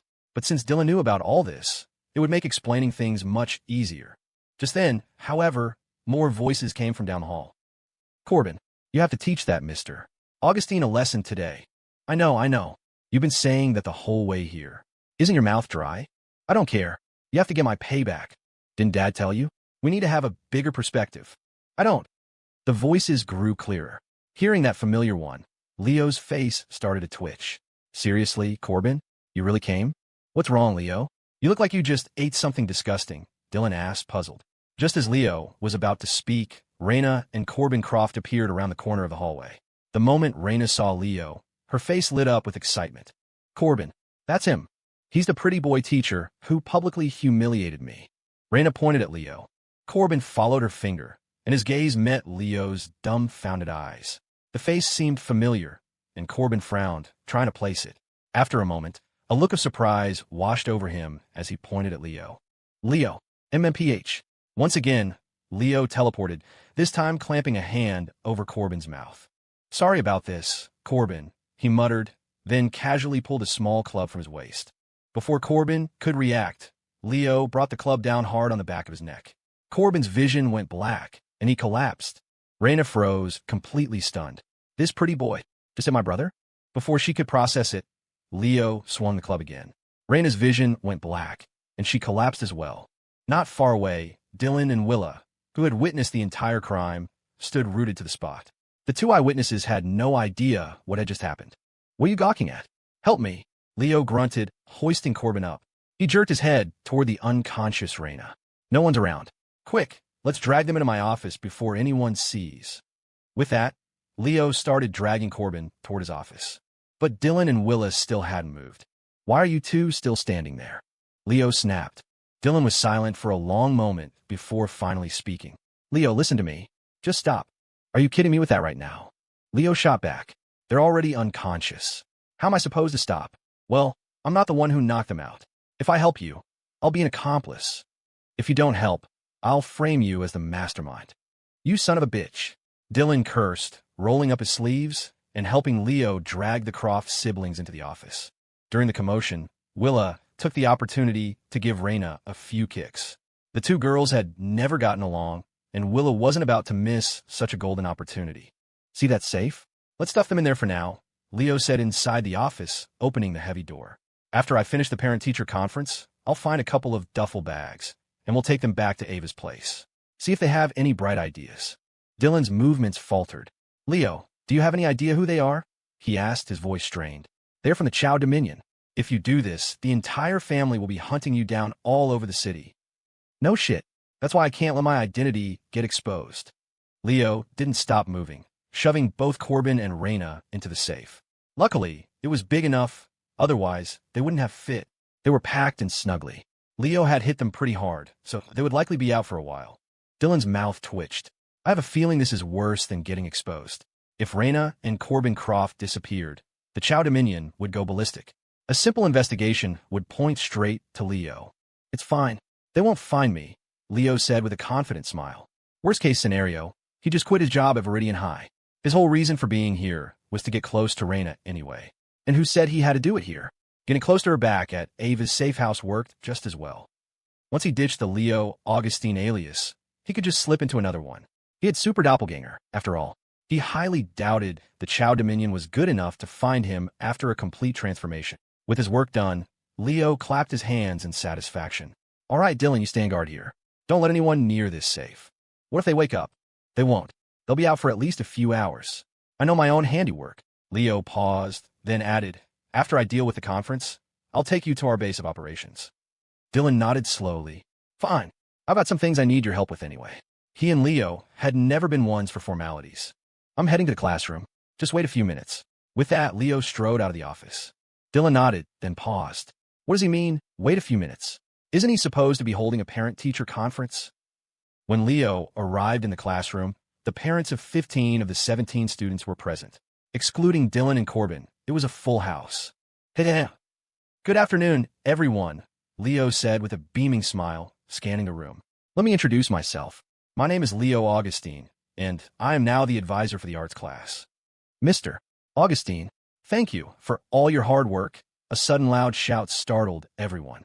Leo followed the voice and saw a man standing ramrod straight, looking at him with immense gratitude. It was Seth Hughes's brother, Shane. Ahem. It's no trouble at all. It's my duty, Leo said with a smile, marveling at how similar the two brothers were. Well then, parents, let's officially begin this parent-teacher conference. Leo adjusted his glasses and smiled. I'll just say a few words. Since coming to the arts class, I've found that our students are all performing exceptionally well. They are lively, adorable, positive, and have extremely strong hands-on skills. As their class advisor, I am incredibly proud. Leo finished with a flourish and started clapping. Clap, clap, clap. The parents below followed suit. The 15 students of the arts class stood silently beside their parents, their faces dark.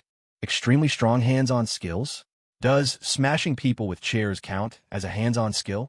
After the applause died down, Leo continued. And most importantly, our students' thirst for knowledge is beyond anything I could have imagined. They're studying almost every single minute of every single day. It's truly breathtaking. So, parents, I really don't have much to say today. I believe that letting you know your children are studying hard and doing an excellent job is enough. Smack! Leo slammed his hand on the desk. Therefore, I propose that we conclude this parent-teacher conference right here, right now. For the rest of the day, I hope you will all take your children home to relax and have some fun. And with that, meeting adjourned. The parents below were completely stunned. That's it? It's over? A speed-run parent-teacher conference?